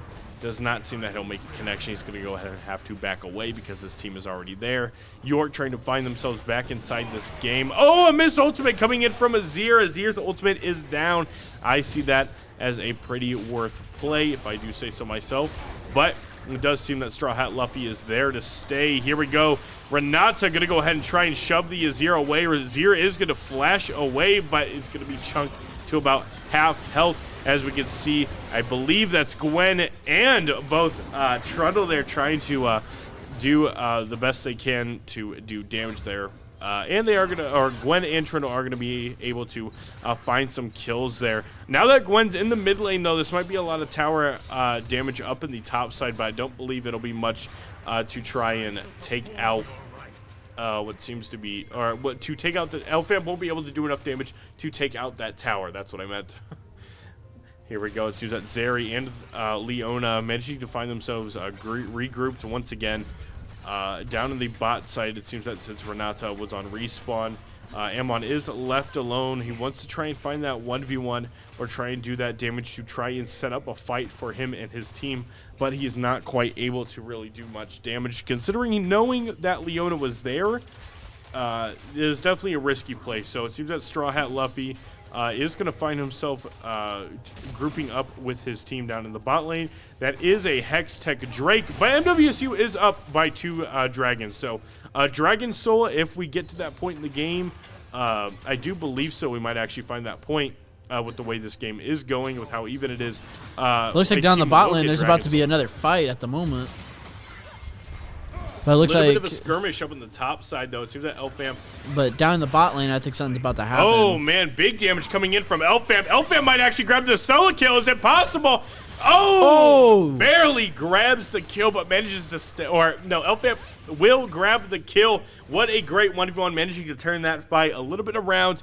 So, very well played by Elfam. I agree. But you have to watch out in case the jungler or Azir tries to come up there, because that will definitely set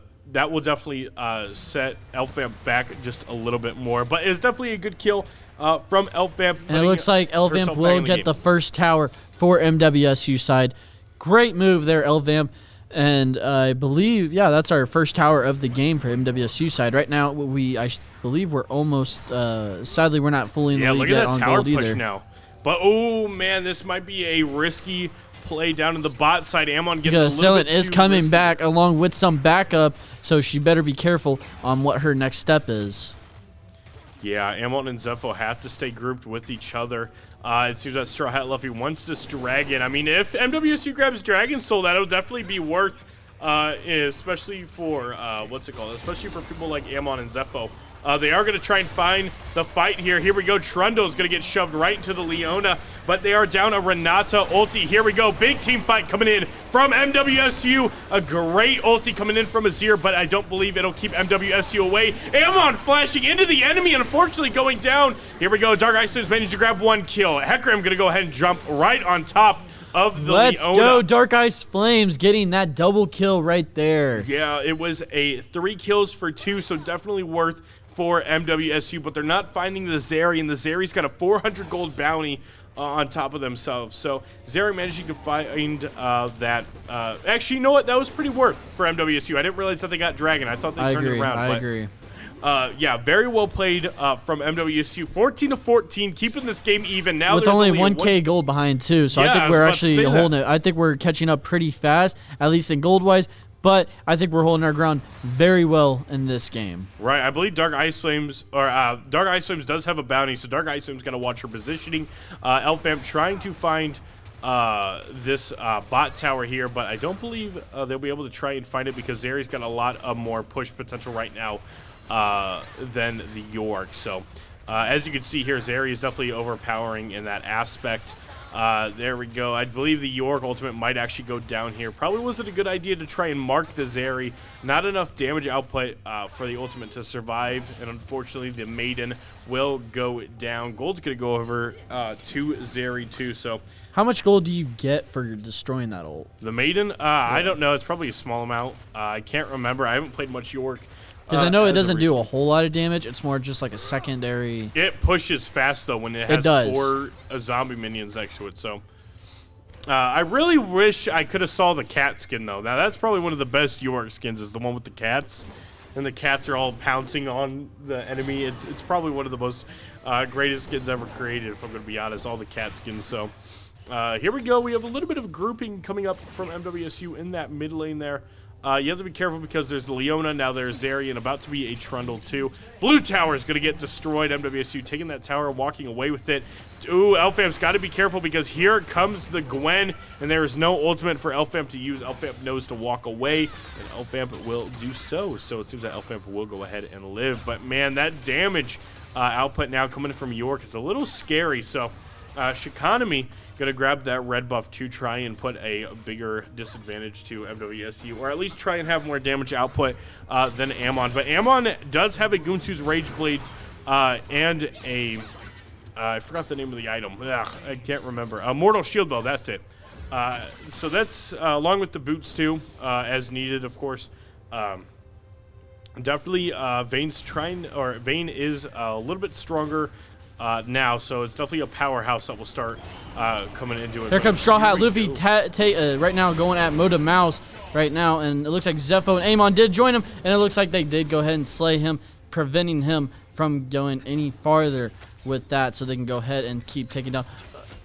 What is that actually? I knew you were going to ask that, like he doesn't know about the Azir passive. So Azir's passive is that whenever there is a destroyed tower in any position, right? What, he can summon his own tower. Does it really actually prevent anything other than attacking Yes, the it minions? does actually. It prevents a push. Well, yeah, it prevents a push. You have to go through a tower. Minions, so, but is the health the same? It looks like we got another tower too on MWC side. Awesome to see. But does it actually have the same amount of health as a regular tower? No, but it's a little bit more weak, but it definitely does help. So that's what was happening there. But of course, there was a 4v1. He tried doing something. He didn't really necessarily do the Shurima shuffle. That is a long actually term. pushing back Silent pretty close back to the tower, and it looks like she is going to go ahead and retreat. Elvamp is really staying on Silent this game. Yeah, I know, and there's only a 17 CS gold difference. Oh, here we go. Unfortunately, going to miss the E. Oh, Elfamp going to lose the Iron Maiden. It seems that Elfamp is going to get her health chunked. And so now MWSU is down a player, down a split pusher. But because of that distraction, MWSU is going to go for the Baron. They are going to lose a tower, but it looks like the it's team is coming but behind them to try to steal the Baron, it looks like, from jungle, as we can see down the bottom right map. What? But it looks like, oh, you didn't see that? No, what? In the bottom right map, they were actually coming through to mid lane, and as soon as they saw what the health was, they turned back around. Right, that's true. But it looks like we are pushing top lane, considering it is the most. They can. They have more power to push or going for the top lane. It looks like lane. another dragon is spawning right now, too. But it looks like Lafayette's going to go ahead and push that and steal it, considering they are behind in dragons. Right, here we go. And it looks like we are pushing a turret in base. Let's go up high. I'm not going to high five. Why? Because I don't want to high five. Okay, fine. I'll give you a high five. No, you already. No, too late. No. You see how he treats me, audience? Don't leave me hanging. I am a great partner in crime. I'm a great partner in crime, and he treats me like this. Oh my gosh. Drama on stream. Anyways, no, it's very well played by MWSU. Definitely putting their Baron into good play there. So, I agree, Abby. Let's go, Darren. Here, do you want that high five now? No. What if something happens again? Can I give you a high five? If I put it up there and I say, let's go, high five, you can either take it or leave it. What about if I say it? I'll give you one, but it has to be after something good. Leona's regrouping with their team mid lane. Let's go. No, not good enough. The Straw Hat Luffy taking out his jungle. Let's go. Anyways, Elfab down in the bot lane trying to push, but Gwen being able to stop it, of course, or prevent a push from going any further. That's what I meant. We might see a lot more team fights here, though. Of course, the game is tied. MWSU up now by 2K gold, and they definitely need to get that next Drake. But Drake is up in about 3 minutes and 30 They also have at seconds, least so. 5 sentries down and 3 dragons, right? And I believe 1 Baron. Yeah, they definitely do have a lot more map pressure now. But here we go. Elfab actually in the fight this time. Here we go. It seems that Gwen is trying to fight, actually, but oh my gosh, the damage coming in from York. Leona is trying Amon to fight taking her down own team. Loafman, and Elvam taking down Sealant. Let's go! More aggressiveness from MWSU, and we are chasing them down now to the turret and the bot lane. Yeah, this is what I love to turret. see. MWSU being so aggressive in gameplay. They are not backing down. They are not taking no. Straw Hat They jumped Luffy over is the under turret. the tower. They are going it. Let's go! Oh my gosh, big ulti coming in from the Vigar. As much as Vigar went down, Vigar managing to grab a kill there. The Shurima Shuffle, though, coming in from the Azir, actually. This fight actually took a turn for the worse for MWSU. A little bit of an over push. They were up in gold, but you know what? That's actually probably really worse. But I see this as a huge advantage. I could be wrong, but what the damage they did to that tower, what damage they did to that team to get those eliminations, I say in some way it was worth it, because now they have to regroup and they have to reset. With all the minions that are pushed into towards their base and on those sentries, they got to take care of that now with how much damage and how far we pushed. Cody, I'm proud of you. You're talking League of Legends. Let's go. Nope. Why not? I'm still mad at you. Here we go. It seems that MWSU Scuttlebug! now above by about 3. High five? No. Oh. Wrong time. Anyways, I know someone's going to MWSU eliminate that Scuttlebug, and I'm going to be sad then. Scuttle Crab, Cody. See, that's why I didn't give you a high five. But you'll know now. High five. Nope. It's a bunch of high five talk on stream. Anyways, going on about it. Not about high fives, of course, but MWSU now up by 1 kill and about 3K gold exactly. Make it about 3.1K now. So, Zepho might actually get a little caught out here. Here we go. Amon's going to go ahead and try. Oh, the enemy is fighting each other. Renata grabbing the ulti. Ooh, Mobile Mouse taking out Zepho, and Amon at least took out Loafman. Let's go. And Straw Hat Luffy coming in also to get those final eliminations. He is going after the Chris Chin right now. He did get, I believe, stunned there for a little bit. But it looks like, I believe... he's trying to go back in on the Zeri, but it's not being able to find connection with it. Amon and Zepho in a little bit of a tough position, of course, but not really able to, not really able to go ahead and turn that fight around, of course. Again, MWSU ties are the kills are now tied. And again, MWSU does not exactly have the game in the bag yet. They have to watch out because Zeri is 8-4. Zeri is still fed as the AD carry. It does seem like Gwen's going to go ahead and try and hop on the York, but not really able to find a kill there, so is going to have to go back and push the lane. And of course, York is going to go ahead and recall, get their health back, and start pushing back the lane. So definitely an even game. I'm actually on the edge of my chair. And so Dragon is spawning up here in about 8 seconds, and MWSU needs to win this next fight. Elfam is going to be able to go and take the Hextech gate through to the red buff, it seems, to try and prevent Gwen. This is a 4v4, and I believe MWSU might have the upper hand unless Lafayette plays this perfectly with the Azir ulti and the Trundle ulti. Dark Eye Swim is going to get taken... or going to take a little bit of poke there from the Zeri. There is warding there, though, so... with that warding there, MWSU knows not to exactly push up that far. Zeri almost getting caught out there, actually. I'm actually very interested to know where their AD... No, that's their ADC, their jungler, and their support. where I'm looking for the Azira, actually. Oh, it seems that Azira actually I feel like we're about to see an mid. all-out battle just for the Dragon, because I know Lafayette's probably having second thoughts right now. Oh, there's until they the group stun. up. Can they grab the kill? It seems that Both men Renato got Ulti's going to absolutely hit destroyed a in kill that up one. in the top lane. Let's go, MWSU. Take this win. I was actually misinformed. There was not a kill up in the top lane, but a one fight down in the bottom river. Dragon Soul's going to go ahead and go over to the MWSU Griffins. Oh, High five. no. Please give me a high five. Fine. Pity high five. A pity high five. Here we go. That's also a free and open Baron towards MWSU. It seems that Lafayette misread that fight and unfortunately went down. They needed Gwen there for the fight, and because Gwen wasn't there, Gwen was 1v1ing the York, and as much as York went down, that 1v1 up in the top lane carried on for so long that it gave MWSU time to start the fight and win it. So not only does MWSU have Soul, but they also have Baron now. Now, of course, if they prolong this game enough and Lafayette does manage to grab Elder, MWSU is in trouble. That's not for another 5 minutes. So MWSU has some time here to be malleable and kind of like work around the defenses of Lafayette and try and win this game. Now, of course, the only thing open is the top lane. I do believe top lane is missing their top tower.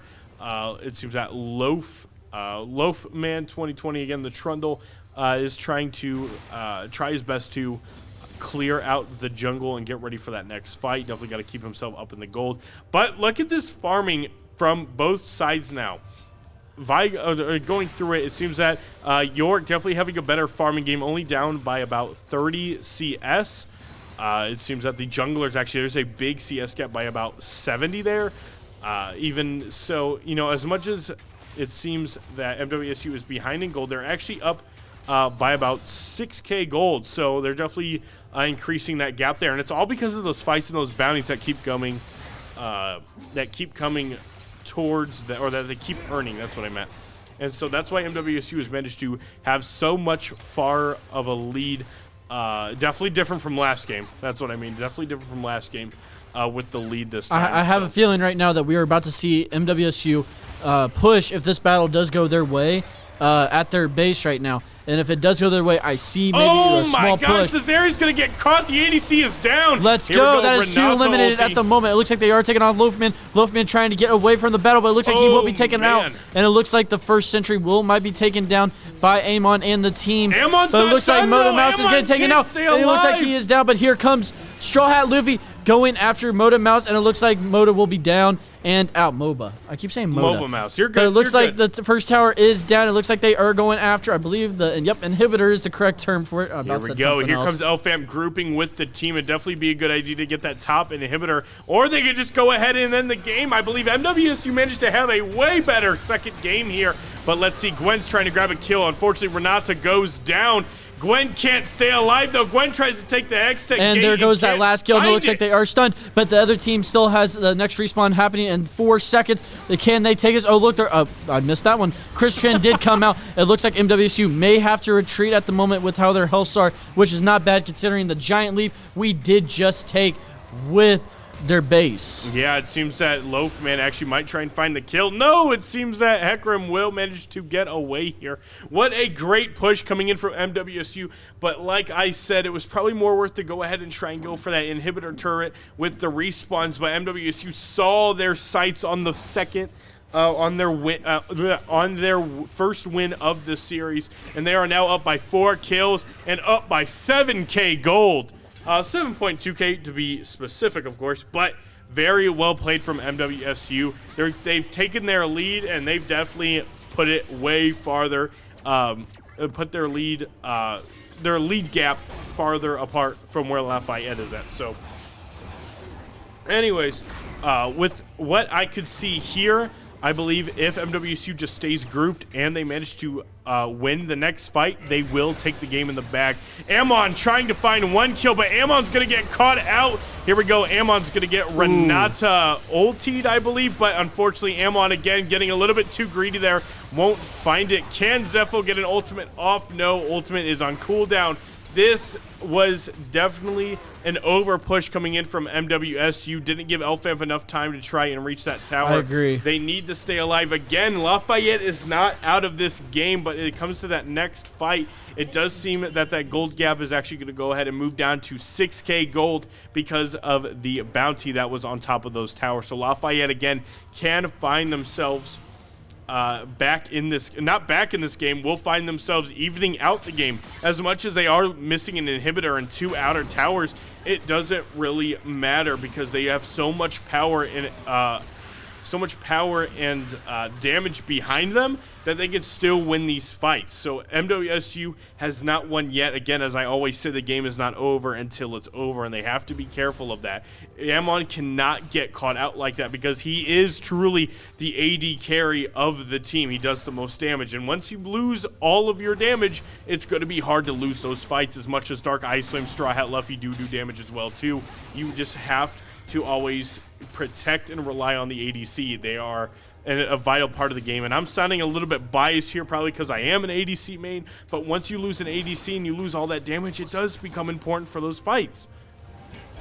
How you doing, Cody? I agree with you on that. I just think that we need to regroup, restrat. Again, we are doing so well. We don't want to take that for advantage or get too caught up in the moment. We just got to make sure we Zeri's going to get caught out. There we go. A kill onto the Zeri. Here we go. Oh, Straw Hat Levine, a little bit of a tough situation there. Amon is over the wall, though, doing damage. It seems that Trundle's doing a lot of damage to his own team there because of the Renata ulti. Let's go. Dark Ice Flames with an elimination on Loafman, but it looks like LVamp is pushing Salient in the base right now, but she is getting back up. Right now, let's go to even way game at the moment. It looks like LVamp is very weak. She needs to be careful on her next move because she is weak at the moment. Oh, York grabs the kill, and Bear or Elder Dragon is going to be picked up by MWSU Griffins. This is a win by the MWSU Griffins.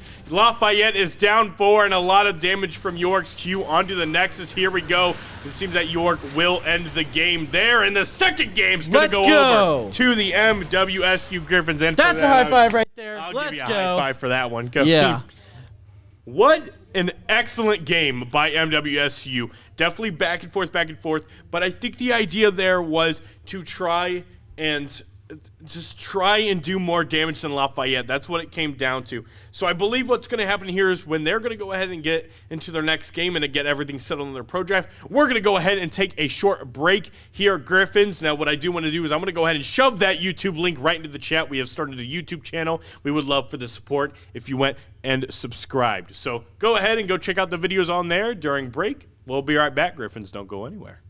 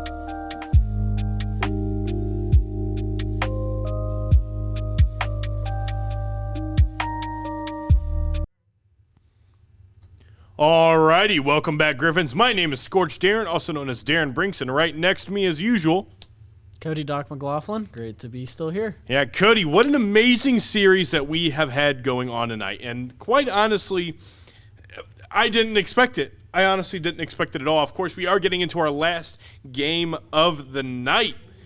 Cody, how you feeling? I am actually super pumped about that game. That was amazing. Definitely one of their top games and pushes that I've seen. There was a lot of new things in there that I saw that I was super excited to see. Even the fact that I'm getting the actual normal knowledge of the game, it's still cool to see it all. But I'm actually very interested to see, like, after both teams having both good picks, I'm very curious on who they're going to ban, on who they're going to select to this one, and I'm actually very excited to see, and I'm actually very hoping for certain characters to be picked. Right, and here we go already with the ban phase. It seems that MWSU already is going to ban out the Nunu and Willem. By the way, it's 2 characters, in case you're wondering. Yep, I go wasn't ahead. even going to sim. 6 different characters. Yeah, but no, Nunu and Willem used to be just named Nunu. He got reworked, I think, about maybe 3 years ago. I think so. But anyways, MWSU Griffin's already going to ban out the Jarvan and the Nunu, along with Lafayette banning out the Draven and the Zyra. So Lafayette targeting the bot lane in the bans, and we're once again targeting the junglers on Lafayette, or the jungler from Lafayette. So I wonder if they're going to ban the Renata. The Renata definitely saved a lot of the fights and stalled it out so MWSU could get enough damage output. I will agree with you on that, because right before we were about to start, they did need a little bit longer to talk and discuss things. So I'm pretty sure they were discussing on who they were needing to ban and how to take this next step towards this next match. Because I mean, they did not get 3-0 just by a cakewalk. Obviously, they had to have some challenge along the way. MWSU definitely being one of the teams challenging them, since we are at the moment tied for second place. I don't even know what's going to happen next, and really it all depends on who they ban is really what's going to happen. Both teams still have 2, so there could still be 4 bans at the moment. Either way, I'm very excited to see what's going to happen, and I'm also very nervous at the same time. Right, yeah, Lafayette banning, I think I already said this, but Lafayette banning the Hecarim away from Straw Hat Luffy, considering that was definitely its own powerhouse when it came to ganking lanes. MWSU Griffins then banning the Vi again, targeting the jungler. So here we go, first pick phase, Irelia already going to be picked by Lafayette, specifically Sealant. And then we're already going to have the York pick chosen once again from Elfamp. Elfamp definitely was doing better on York than what seemed to be the first pick, which was Ornn. I think York's a much better pick. It fits much more to the playstyle of Elfamp. We're also going to go ahead and get an Olaf pick. Olaf is definitely one of my favorites. He can just negate CC with his ultimate, and he does a lot of lifesteal. He's definitely a good DPS damage per second. Definitely someone new on my list. I feel maybe I have seen You might him like Olaf, actually. You might like Olaf. I feel like I've heard of him for. I've definitely seen Seraphine before. Yorick, obviously, he was from the last game. Definitely an interesting character too. Yep, there goes. There goes the Corgi band. Yeah, I knew that was gonna be definitely one, because he did a lot of hard damage in the first match of tonight, and I know they don't want to risk that again. Very smart move. I'm very interested though in what they're gonna ban next. But I think MWSU is probably gonna hold on to their last ban until they. Right, here we go. Vigar getting banned away from Lafayette. Seraphine going to be picked on the side of MWSU Griffins, and Trundle and Cinder are going to be picked on the side of Lafayette. These Vigar was Dark Ice and Flames last character, right? Yeah, Dark Ice Flames definitely was doing a lot of damage input to turn around those fights too, which is very important. I'm definitely looking forward to the Seraphine, especially Seraphine's ultimate ability. I don't know, Seraphine's ability is really annoying, but there comes the Vayne ban coming in from Lafayette. And there is the Twitch. Wow. I'm actually expecting to see a Lulu right here, if I'm not correct. Samira pick. That one's definitely going to be rough. Now, I wonder if this will be another Renata pick, because as we saw, Renata was definitely a big impact on last game. But Renata's going to be picked by Lafayette. Now, that's definitely a scary one. But I believe what we might see here is the Lulu pick, as you were talking about earlier, but then kind of the tankiness, we kind of lose a little bit of that tank sustain on the side of MWSU Griffins, but we will see a Morgana, actually. Morgana, definitely a new pick. I believe Morgana was only picked once, as I've seen it, when that was with the Caitlyn, or Amon on Caitlyn, and then kind of that Morgana and Caitlyn duo there. But now I'm very, I wouldn't say in favor, but I'm very much so, I wouldn't say scared either, but I'm very on the edge of my seat about the Renata pick. You know, once the Renata was chosen, Renata definitely came into play now, and it seems that Lafayette was going to take the Renata. Now let's hope that there's been enough practice from the crisp chin to kind of, you know, make Renata an actual viable pick here. That is the only thing I'm necessarily thinking of, but of course these players practice 24/7 here. Cody, we got about 8 seconds here, so what I'm going to go ahead and do, Griffins and Griff adults, Griff parents, anyone Griff out there. Kids, Griff babies, Griff dogs, cats, yeah. Anything we can get that has at least somewhat fingers or thumbs to type. Check out that YouTube channel of ours, so we can go ahead and throw it in the comments section. Leave a like, leave a subscribe. Leave a subscribe. Leave a subscribe. Subscribe to us. Exactly. I'm sorry. This has been a long match. One of the longest we've probably done other than the 24-hour live stream. But definitely go ahead and take a look at it. We have a solid 2.5 minutes until the spectator delay is over. And other than that... Don't go anywhere. We'll be right back. Yep.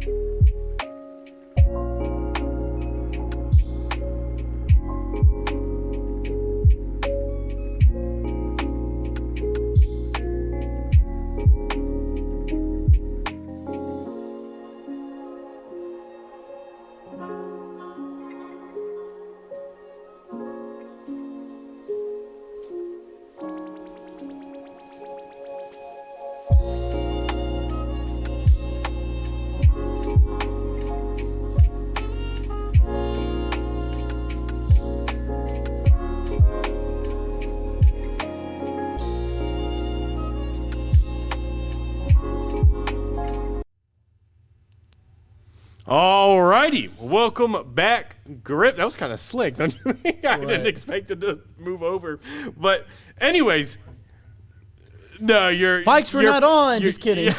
You are perfectly fine, production crew. Now, Cody, some new characters now in the game, of course. What are you? Is any questions? that a lacrosse outfit that Olaf's wearing? Lacrosse outfit? I think he's playing Broloff. That is Broloff. So this is how I imagine. He's got like two Harry axes. Potter Quidditch or something? What's up? Is it like Quidditch from Harry Potter? No, he's just a super fan. Oh, His name is Broloff instead of cool. Olaf. Man, Joined it's a frat. Well, yeah, Oh, he's no. pretty much a giant frat boy with two axes, and that's actually pretty dangerous. We don't want to permit that. Okay, so hopefully our frats don't have that on our campus. Yeah. If so, where do I sign up? Anyways, as you can see, we actually see a little bit of chat here in the communication that we see here with the pings. Samira has cleanse, actually. And what that does is that whenever you get CC'd or, crowd controlled kind of ability, CC'd, whether you get root, stun, silence, and all that, Samira can use cleanse, and then everything just gets kind of deleted off her. So what it really means is, like, when you get CC'd, right, you get stunned, you can use cleanse, and now you're unstunned. That's the best way to put it. And now that's what's going to kind of just probably make or break this game, I do want to say.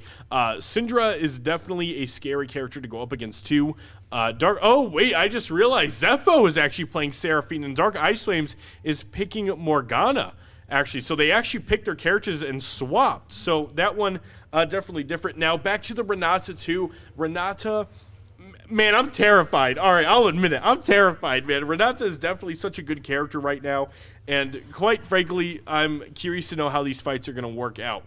Now, continuing on, Amon is now on his signature pick of Twitch, and well, we usually know how that one goes. So this game will go probably down to the last and final fight unless it somehow becomes one-sided. Other than that, those are my only words to how early game or how late game will be. Early game, of course, is probably going to be a little bit of a back-and-forth ping-pong type of deal. One team does damage, the other team does damage, and then a back-and-forth to whoever wins. A lot of poke coming in from Dark Ice Flames, but a good trade with those potions and those pots coming in from Syndra and that stun there. Syndra will definitely out-trade that. Here we go. It seems that Aurelia is already going to go ahead and try and hop on top of Elfamp. Almost a first blood over to the side of UL Lafayette, but not really able to secure that kill. But Aurelia early game, or just Aurelia overall, is definitely a strong character, and I'm surprised we let Lafayette have it, because as you can see, Elfamp already going to get stunned here. Elfamp actually might try and find first blood. Let's go! Aurelia finding herself way too greedy there, diving under tower and taking 3 turret shots, and it was all thanks to that slow, good reaction time coming in from Elfamp, managing, again, to slow the Irelia, and then Irelia was stuck under tower, so took an extra tower shot there. First blood, again, over to Elfamp. What an amazing and smart play, good reactions. That will definitely be in our favor for this early game here, but of course, it's Irelia we're talking about. So, yeah, Irelia, as you can see, teleported back up into the top lane there to try and not lose any CS. It seems that wave will push more into Irelia. Irelia not exactly down, just down by 1 kill. So really, as I was talking about earlier, 1 kill equals about 14 CS. So really, Elfamp's up by about 10 CS. I just kind of reverted to. But man, that damage onto Irelia right now, it seems that we might have found a strong pick into Irelia, of course, if played right. But other than that, great top lane plays already. It seems Elfamp going to try and go for the other kill, but Elfamp's going to get stunned. This is what you have to be careful of. Elfamp going to flash away from the Irelia, saving herself from that. But now York has to play safe. York is going to go ahead and back. Now, on to more about this bot lane that we are seeing here. Amon, as much as squishy as he is, he does a lot of damage output the more we go ahead and go into late game. Even so, the Samira, okay? You don't know much about Samira, do you? No, I don't think really. you've ever seen a Samira, actually. I think this is actually the first time I've actually seen Samira. I've probably... Wait, who are we referring to? Zephos? No, that's Seraphine. Oh, okay. Samira is actually the enemy ADC on Lafayette. And oh. so, with that, so Samira has a moving, spinning ultimate that does a whole bunch of damage per second. You will see it. But, of course, for Samira to use that ultimate, she will need to get S rank on her ultimate, and she does that by using her ability. So, Samira, I don't know if they really nerfed her as of yet, but oh my gosh, what is this fight coming in? The top lane, Elfamp needs to position herself correctly to try and win this fight here. Oh, Cvent just needs one more Q. Can Elfamp turn it around? This is dangerous. You don't want Irelia to get that Q off, or else that will be a kill over to the Irelia. Here we go, a gank coming in from Lafayette down to the bot lane. Ammon's going to go ahead and flash away. Zepho doing as much as he can to try and get a kill there. Unfortunately, not being able to find much. It seems that, Samira will try and find, or will dash to try and find the kill on top of Zepho, but not necessarily will find it. Straw Hat Luffy, the safest play to do here is probably to walk away. Cody, I do need a little bit of a favor from you. Can you go ahead and message, just in case anything happens, can you go ahead and message the lovely manager to turn off the chat if that has not happened yet? That would be very important. Yeah, I gotcha. Anyways, again, Straw Hat Luffy still down in the bot lane, almost a kill over to the MWSU Griffins, but not really able to make a good execution there to grab that kill. So, even then, Aurelia still low just a little bit, but not many minions to try and find it. Aurelia can definitely outplay this too. So, yeah, that's just for stream integrity, of course. So, yeah, there it is. Yeah, all right, chat's gone. Thank you very much, my partner in crime, who I apologize to. They haven't even opened it yet. What? They haven't opened it yet. Oh, well, no, probably heard it on stream. You could hear them in the back. So thank you for wherever you are. Magical voices. The voices. Oh my god. On the wall. Anyways, mid lane too, even in CS, just about 4 minions down or 5 minions down from each other. Dark Ice Flames definitely has improved on that CS game. Again, CS is very important. You definitely don't want to be down in it. As you can see, MWSU is trying their best to keep up in CS or keep ahead in CS. And even so, with that, there is only a 300 gold or 200 gold difference between the two teams, as you can see up at the top of the screen with the 10.4K and the 10.2K. Now it's slowly closing. Renata's going to go ahead and find herself rooted. Going to miss the chain there and not being able to make a connection. And so it seems that Ammon and Zepho will win that little trade there in the bot lane, of course. Again, once you let Ammon ahead, though, you definitely have to be careful because he will be a force to be reckoned with. A lot of trades actually coming in from Dark Ice Flames and Syndra coming in from Morgana. Syndra is going to go ahead and throw one of the orbs to try and stun Morgana, but misses, or it seems. So, Morgana doing very well with the side steps, too. Here comes Ammon. Ammon wants the kill on top of the crisp chin. Unfortunately, he's going to over push, and it seems that Ammon will be taken out. Here we go. Can Aurelia make it out of this? 2 up in the top lane, a little bit of a skirmish. Aurelia will make it out alive too. Straw Hat Luffy getting a little bit caught here, but as a passive is going to go ahead and try and knock itself in here. Unfortunately, it won't happen. So Olaf's passive. Oh, and an ult coming in from the Syndra won't really do, or will do so much damage, but will leave Morgana at around 50 HP. So that was definitely a dangerous play there. It seems that Lafayette's definitely reaching some type of mid-game power spike. Elfamp, however, is doing a lot of damage up in that top lane. So, anyways, moving on from that, it seems that Aurelia's trying to take out the Maiden. Dragon's going to go ahead and go down to Lafayette, considering they had a lot of bot lane pressure. And on from that, it's Lafayette will go ahead and take a short lead in this early game. Here we go. Ultimate coming in from Aurelia. Can Aurelia make a connection, though? It does not seem so. Aurelia she is wants really to take going out after that Elvamp's Maiden. ulti also. Aurelia does now have an advantage here. As you can see, Aurelia has 4 stacks, meaning she's executed 4 minions, and she will do a lot more damage. Here we go. We might see a tower dive come in from Aurelia, but not exactly. Aurelia's going to go ahead and back off, knowing that diving Elfamp probably isn't the smartest idea after what happened in the early couple of minutes of the game, of course. But now we are slowly reaching 9 minutes and 20 seconds into the game, so we're slowly seeing how mid-game is going to turn out. As we can see, Samira is already 2-0. I honestly think that Ammon shouldn't really push up like this. Wait, but a big Seraphine ulti coming in from Ammon. Can he find the damage, though? Ammon needs to run away. He's going to start attacking his own team, and it seems that Samira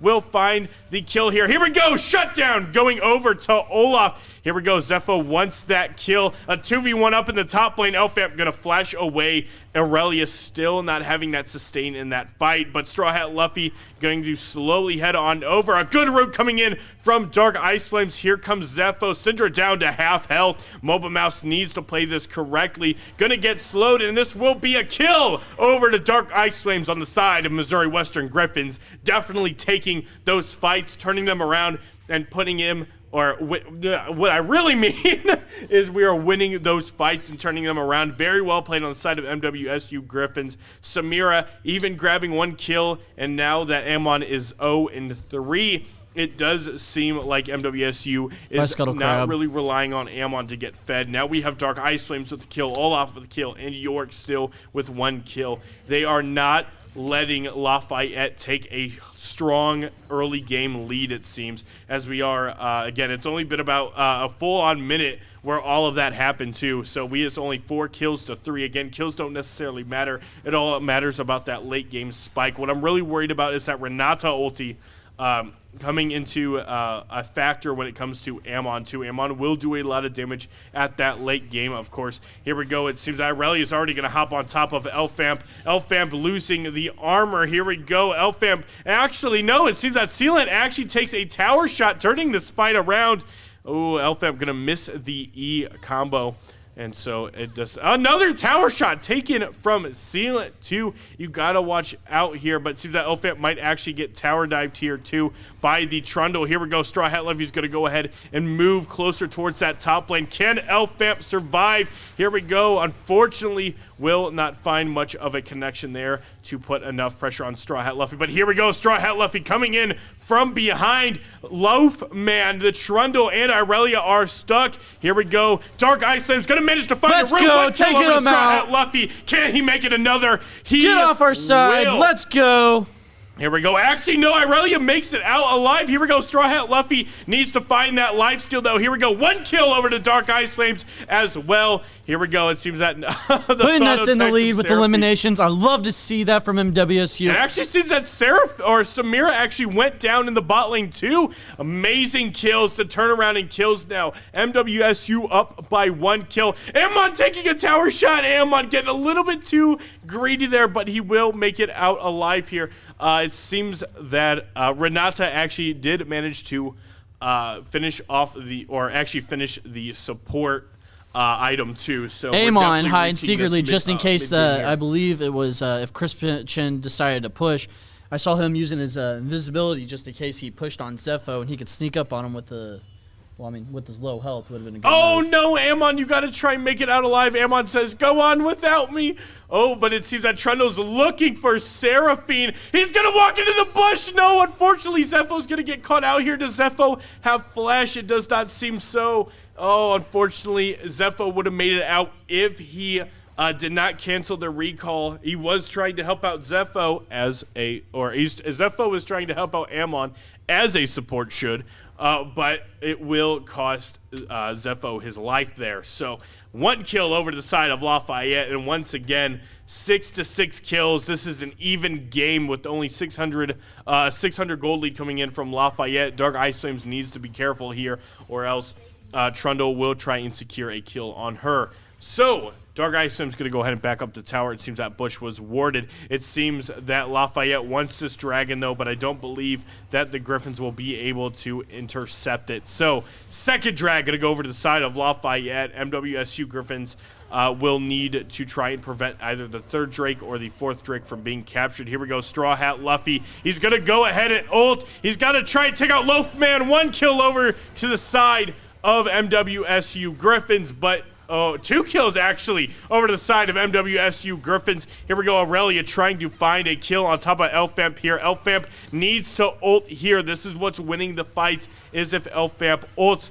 Oh, is Seraphine actually going to get caught out here? No, a good team rotation coming in from MWSU. They will grab a kill on top of the Samira. As much as Amon isn't really having the greatest early game of his life, he has his team there. 5-1 Olaf, 2-0 Morgana. That is a lot of AP and AD damage already. Now, if they let Amon go ahead, or the Twitch go into this late game too, this will be a powerhouse of a team. MWSU up by 2 kills, but Lafayette does have 2 dragons up by them and are still up by about 500 gold there. But first turret going to go over to the side of MWSU, and now the gold gap is actually even right now. So it does seem that MWSU Griffins are slowly getting ahead in gold too, probably about only by I'd say about 100, but they are managing to keep themselves in this game. They know what happens if Lafayette manages to get that early game lead, and they definitely did not let them have it this time. We are hitting 15 minutes,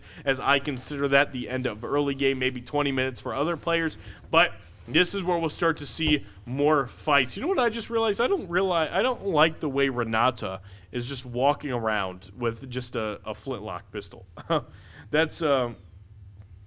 That is definitely an interesting one. I can't speak. That's definitely. It's all good. Go ahead, take your drink. Are you bored with your daily life, looking for something to do 4 or 5 days a week? I'll tell you what you can do. You can go ahead and look at our YouTube page or follow our Twitch channel. That'll give you something to do at least 4 to 5 days at nighttime. After you get off a hard day's work, you hop online, see an amazing college, kick butt, take names, and all these amazing video games. Kick butt and take names. Yeah, here we go. It seems that we are going to get a rotate. I could say kick name, take butt, but that would be weird. So that's why I said it the other way around. Anyway, like I said, go check those out. You will not be disappointed. We have an amazing Here we go, a esports fight coming team. in from what seems to be the Irelia misses the ultimate, but enough damage on Elfamp there coming in from the Trundle. Irelia is almost out, but it does seem that Elfamp will make it out alive. Definitely better team play. Big damage coming in from Dark Ice Flame. Is going to manage to try Elp, and it seems that the two mage dealers are auto-attacking each other. That won't do much damage there, but it seems that Ammon will have to try and farm to get himself back up into this game. He isn't behind at all, though, so here we go. Oh, amazing damage coming in. Will this be the kill? One more kill over to Straw Hat Luffy there. He's going to be able to walk out. MWSU now up by 3 kills. This is definitely taken a turn here. But, of course, this is only just the beginning. One small mistake and Lafayette will easily be seeing themselves not back in this game. They're not necessarily out of it, but they definitely will be seeing a better power hit, whatever you want to call it. You'll definitely see them putting a more effect into the game. That's what I mean. What are you doing? Are you dancing? Yeah, you said trip it. I wish the chat could see us. You're just dancing over here. Anyways, oh, Samir's going to get caught out. It seems that Straw Hat Luffy 7-1. This is definitely an interesting They are game. definitely going for that Sentry Tower at the moment. They really were pushing for that lead. They could take it if they want, but it looks like Straw Hat Luffy is going to get stunned at the moment. Aurelia's The other gonna team hop is on top pushing of them at the Zepho, moment. though. This is not looking good. Zepho really weak with Amon trying to cover might him. be able to grab the kill. Here we go. Amon wants the kill. Amon is getting very badly damaged and taken out by Moba Mouse. Zepho trying to get away as fast as possible, but he did not get away. Oh, here we go. all. A kill coming in from Straw Hat Luffy. Here we go. He's going to go ahead and use the Gourd Drinker heal, but unfortunately will not be enough. Syndra's going to be able to become 0-3 and Elvamp going for 3-3. another Sentry. At this point, with dragging him over there and doing all that damage to the other tower, I say that was kind of worth it at the moment. It does put us on a bit of a delay and does leave a little bit open, but to be honest, I see that as a little bit of an advantage that puts us there. With 2 towers taken and 1 very well weakened. Yeah, but you got to remember, now Lafayette has gold. They're actually up by 600 gold simply because they took out that Olaf. And, I mean, it will be, probably in the long run, it'll be better, but you still have to watch out for that Olaf because that Olaf is doing a lot of damage. That is now, true. here we go. This is what I was talking about, though. MWSU Griffins needed this 3rd Drake, but now, because Lafayette is grabbing it, they definitely need to prevent that Dragon Soul because you know what? Infernal Drake Soul does AoE damage after every couple of auto attacks, and we definitely want that for the team fights. Ammon got a little bit too greedy there to try and get himself back up into the game. Here we go. Ammon doing a lot of damage. Here we go. Can he get the kill? Yes, he can, but he's also worth a lot of gold now, too, so you've got to watch out. And another turret on our side. That puts us at 3. Sadly, we don't have any Drakes or, oh my god, I'm having a brain fart here for a second. Barons at the moment. Take your time, Cody. But so far, I still think we are at a decent lead right now. With gold at least a little bit close to 1K at the moment, with also at least 3 eliminations in the lead. But I do agree with you, we do need some Drake eliminations. Yeah, because it all comes down to that Dragon Soul. Actually, Ammon's going to go ahead and take a red buff here. Because Drakes, they also, other than an XP boost, they also give gold, right? Yeah, what, Drakes? Like, fat amount of gold, right? Are you talking about objectives? No, Drakes, as in dragons. So Drakes will give gold, yes, but they won't give as much gold as if you're behind. Did I just see an Olaf flash his mastery? Yeah, that one's not gonna go. that one's not gonna go so far over. Honestly, I was not expecting that. I saw, I think, an accident mastery 4. Actually, that was pretty funny to see. But was that the shift key joke you always make?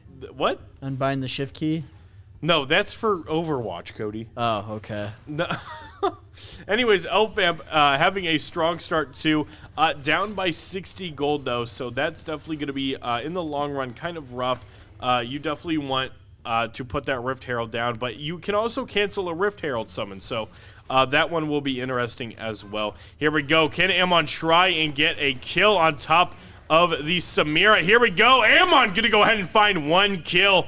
There we go. Ammon finding himself back into this game. He managed to go ahead and get what seemed to be a Kraken Slayer along with his boots and a Zeal. So now he's doing a lot of damage. Here we go. This is definitely going to put him back in the game. Ammon's on a killing spree. Here we go. Elfamp unfortunately finding herself getting taken out in a 2v1 scenario, but it definitely helped her team have a good fight in the mid lane. So you got to watch out, though. Here comes the Aurelia. This could be definitely an interesting fight for Lafayette here to try and take. Ammon is going to recall here, though, so he's actually going to be able to... you have to agree, though. We are very aggressive. We might not have as much Drake kills as them. Oh, well, they used to have a Baron, but Drake's compared to them. But we are very aggressive this game. We are taking turns, and we already pushed up at least one row to their base at the moment. Yeah, we have a lot more damage, and that's what it came out to be, is can we do a lot more damage in the early game than Lafayette is? That's what it seems. So, even then, though, you have a 2-1 Irelia with 200 gold bounty, and then you have a 3-3 Syndra because of the farm with a another 200 gold bounty. So, you definitely have to play around that, and you want to get those gold bounties too, because that can project your lead further. As you can see, MWSU is up by around about 2k gold too. So actually, yeah, they are up by exactly 2k gold. So even then, you don't want the other team to get a gold lead, because that means they have a more lead in items too. Here we go. Irelia seems to be trying to fight York once again, but you got to be careful because Irelia has lost a lot of the fights against York too. So York is definitely a strong, beefy champion there. So even then, as we can see a little bit of grouping down in the lower jungle. The Drake is up in about 1 minute and 4 seconds too. So I think with the Baron being up 2, you definitely we might look for an early Baron here. Who knows? Maybe both teams. Olaf's going to get stunned. So the thing I should explain about Olaf too is that you got to watch out with Olaf, because the lower Olaf's health gets, right? Oh, wow, actually, we might see a team fight coming in here. Aurelia coming in from the side. They hop on top of Ammon. Can MWSU win this fight here? It seems that Straw Hat Luffy still alive. Here we go. This is where Ammon needs to shine and do enough damage. Straw Hat Luffy going to slow the Trundle away. Here we go. It seems that Syndra, or this might be a small even fight. But look at York up in the top lane too, trying to take that space up there while they're down. They don't have a top laner, but Straw Hat Luffy and Ammon need to stay alive, because if you give Lafayette that dragon, the Lafayette will definitely try. And here comes Elvan pushing onto the top lane at that tower right now. That's going to put us in a better lead right now with 5 sentries down. That is amazing to see. And there's also a Drake that is right open, but it looks like Straw Hat Luffy, since he is weak right now, it looks like, and it looks like they may be taking that one unless Straw Hat Luffy does get back up. Hits a turret too. That's definitely a big push coming in from Elfamp. Here we go. Can Ammon do enough damage though? Yes, Straw Hat Luffy and Ammon are going to be able to take 1 kill. Now Lafayette does not have a smite, which means they will be able to take Dragon more easily, but you have to watch out for that Syndra. But I believe this Dragon's going to go over to the MWSU Griffins, preventing a Dragon Soul on the side of Lafayette. Very well played coming in from the Griffins, managing to find that time there. Straw Hat Luffy's going to be pushed away. It seems that the Renata pick isn't doing much at the moment too. Renata is definitely more better in the late game though, and we're only 24 minutes in. So once we start hitting that 35-40 minute range, that's when we start hitting that late game, and that's what Lafayette's probably looking for here, because you got to be careful. You let Ammon back in the game too, that is definitely a force to be reckoned with, as I always explain too. He was literally down by an item, and now he has Kraken Slayer, Runan's Hurricane, he's got a BF Sword, he's got his Berserker Greaves that gives him attack speed, and we also now have anti-heal coming in from both Yorick and Olaf too, with the Bramble Vest, I believe it's called. Yeah, Bramble Vest. Yeah, that's the item that builds into Thornmail. So I had to do a little bit of studying in my own brain there, but that definitely. So if you don't know Bramble Vest and Thornmail, whenever you do, I believe auto attack damage or magic damage too, the percent of the damage will also reflect on who's doing damage to you. So here we go. Ammon already trying to find these early kills here, but Ammon, it might get caught out here. Can he out-trade? He is doing damage right now. Does plenty of damage. Dark Ice Flames might actually get a stun off. It seems that Dark Ice Flames will actually get stunned though. A misfight coming in from the MWSU Griffins, but they're letting Elfamp split push, which means even though they win the fight, there's a lot more pressure here too. And now since everyone's rotating down to the bot lane, Elfamp will be forced to move away, but that means Olaf actually up at the top lane will be able to go ahead and get more CS, more gold. As you can see, Olaf is already back up to 150 gold bounty, which means Olaf has not only taken his lead, but then pushed it further. So you have to look at, I agree with you on that, but something I want to point out there, LVamp hasn't really been in all the fights in the past couple of games. Yeah. But I feel like that's what they misunderstand. They don't know and they really don't mind where she's at the moment, but they are misunderstanding the point right now. She's at the moment taking almost every single century they have. That puts us at 6 centuries at the moment. Yes, we might not have as many drinks, but we are knocking down their defenses, making it very open. They don't understand. They're constantly focusing on Amon, Zepho, and Straw Hat, but they don't understand the damage that LVamp is doing right now out there. Same thing with Dark Ice and Flames, how she's also taking the towers too. They're missing that concept because they're going after who they believe is our strongest. At least that's my point of view from this. Right, and no, that's what it's going to come down to. If all your defenses are gone and it's your Nexus towers that are open and LVamp is able to get to them, you have to make a decision. Do you fight or do you just back off? And if you fight, you're going to lose map objectives. And if you don't fight, if you fight, you're going to lose your base. If you do fight, then you're going, reset. Scratch everything I just said.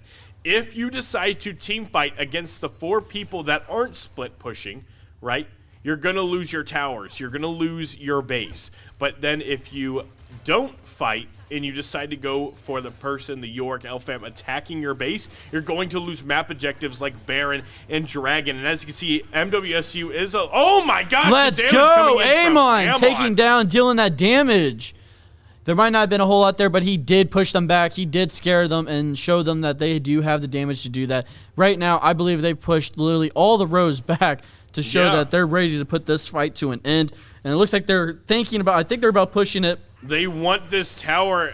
It does seem that Amon is slowly doing just a little bit more damage in this case. Of course, now Amon is back in the game, as I did say. He might be only 5. And it looks like Lafayette is pushing the team right now. Though. Oh, it seems that as well. Straw Hat Luffy is in a little bit of a tough position here, but here comes the damage output coming in from Samira. Oh no! MWSU is slowly losing their defenses. But it looks like LVamp is taking, like I said, right there, they were focused on one group and they didn't notice LVamp taking another. They were too focused on us and they are losing sentries. They are losing inhibitors. Here's the thing though, that fight was well worth it considering the position it was in. Because not only does Lafayette now get Baron, LVamp not only has to retreat, but they might actually get Dragon here too. And when MWSU Griffins get up, they need to immediately rotate to Dragon, which means Lafayette could get Dragon Soul too. And if they get Dragon Soul, oh, here we go. Can they get the steal? No, LVamp's going to go ahead and walk away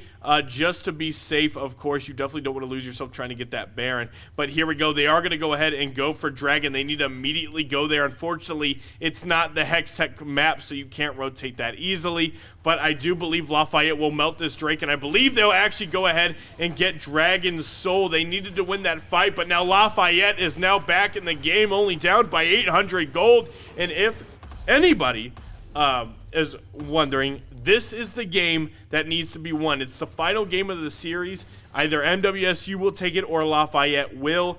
If Lafayette wins, they will become 4-0 in the ECAC series. But if MWSU Griffins win, they'll become 3-1 and then push their win-loss score even further. So you definitely want to be careful in this game, knowing how much is on the line there too. I believe MWSU Griffins, of course, as everyone else, is trying to get to that final game as we did win last semester. So Amon here taking out a little bit of vision, trying to get that extra gold for those items.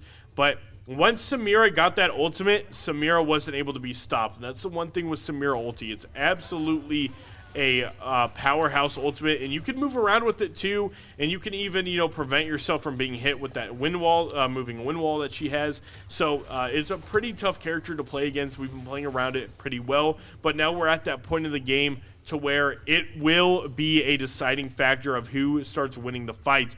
Amon, however, has to be careful as well too. He's squishy but does a lot of damage, but will it matter is the question. Here we go, a good sidestep coming in from Amon too.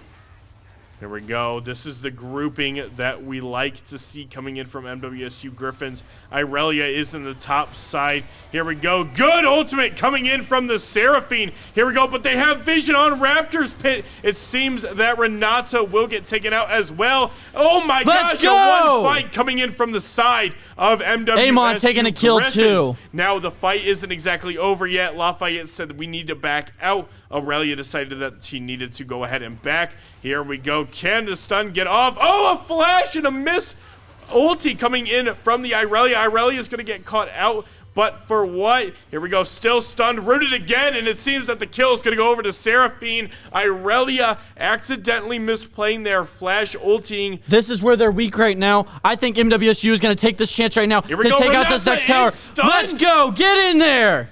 Here we go. Amon trying to keep himself alive there too. He's doing a lot of the damage. Elfam up in the top lane, preventing Trundle from fighting. I think right now they're learning where their problems have been. They have let Elvamp get past them too many times, and I think this is where we're going to take it right now. Not take it, but this is where we're going to take our advantage. I'm sorry not to be that pried into there, but our team is going to go ahead and take this sentry and gain another footsteps. It might be 2 steps forward, 1 step back here and there, but this is where another 2 steps come in and maybe an extra step. We are getting closer to this victory, and I think that we will have a very high chance of taking it, even though they do have more Drakes and a Drake Soul. They have Dragon Soul, which will be, again in that fight, they didn't have Irelia, who was a big powerhouse of doing damage too. But now what it's going to come down to is who's going to get Elder too. If you get low, like if somebody has the Elder Drake, if the enemy team gets low enough, they get executed by the Elder buff. And that's definitely what's going to decide this game, 100%.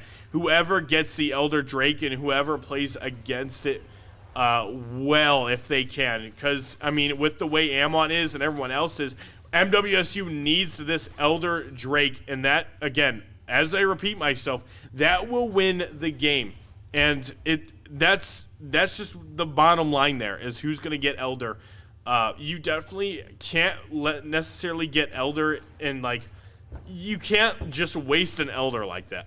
You know what I mean? Nobody's got an Elder yet, but when it does spawn in about 2 minutes and 12 seconds, okay, that's so all I can say. I mean, for that right now, do you think, even though Elder has yet to spawn, do you think MWSU should not risk it and make a push for victory? Well, that might happen here. Zepho a little bit caught out as well. Renata getting hit with the ultimate, but Straw Hat Luffy, let's see, he's going to have enough healing on top of him. Amon's going to get taken down. This is a risky fight coming in from MWSU, and they will lose this fight. As what we were saying, no, you shouldn't have risked it, but Elder Drake is up in a minute there. How far can Lafayette push? How far will MWSU take it to try and go for the win? It's better off to just go for the Elder Drake and then try and fight there. But it is in a minute and 24 seconds. That is a lot of time. Mid tower is going to go ahead and go down. Elfamp now being the only one who needs to survive. Yeah, tier 2 tower is going to go ahead and go down on the side of MWSU Griffins. That was definitely a risky play. They could have done it too. It seems that Elfam doesn't have a TP that they can go ahead and teleport on. It seems that Trundle is going for that kill. No, Elfam needs to go ahead and walk away here, not go for the kill. Let him have the inhibitor. That's perfectly fine. That was definitely a risky fight, but it seems that they overstayed. Will Aurelia go down? Will it become a 4v5? Aurelia unfortunately getting taken out, and Amon needing to be healed. Amon will get healed, and I believe with that respawn timer, it's a 4v5 for the Elder Drake. Now all they need to do is survive that Samira ulti and survive, or Amon needs to survive and not get chunked here. Here we go. Elder is spawning in a matter of 26 seconds. Here we go. It's a 3v3 right now. They're going to go ahead and check the bush there. No, you guys cannot fight in the jungle. You have to watch out for that. Here we go. It seems that Elfamp is keeping Syndra at bay. This might be a 4v3 for the Elder Drake. MWSU definitely has the upper hand here. Go. You need to go ahead and walk away here. One kill over to Straw Hat Luffy. Here we go, Straw Hat Luffy once more, though. He's getting ulted. It seems that the Renata ulted. Elfam got another inhibitor. Let's go. Destroy inhibitors left and right. It was a loss right there, but Elvamp is still getting rid of inhibitors up and over in the Lafayette base, which is still awesome to see. They're going to go for Elder Drake, though. MWSU definitely has the advantage here, and they need to go for it now. You cannot let it go. Here we go. They're going to go ahead and get hit on over. Drake's going to go ahead and push them away, of course, as usual, where Dragon starts off. Oh, no, but it seems that the towers, they did a double TP strategy. MWSU might actually lose here. The back door coming in from MWSU. This is not what we want to see here, but can they save it? They saved it! Let's go! MWSU will take it, or MWSU will save their Nexus. Too close to call. I'm sweating in my seat. It is true, audience. Oh my God, get this man a towel. There is a puddle beneath my chair. It is. Definitely sweat.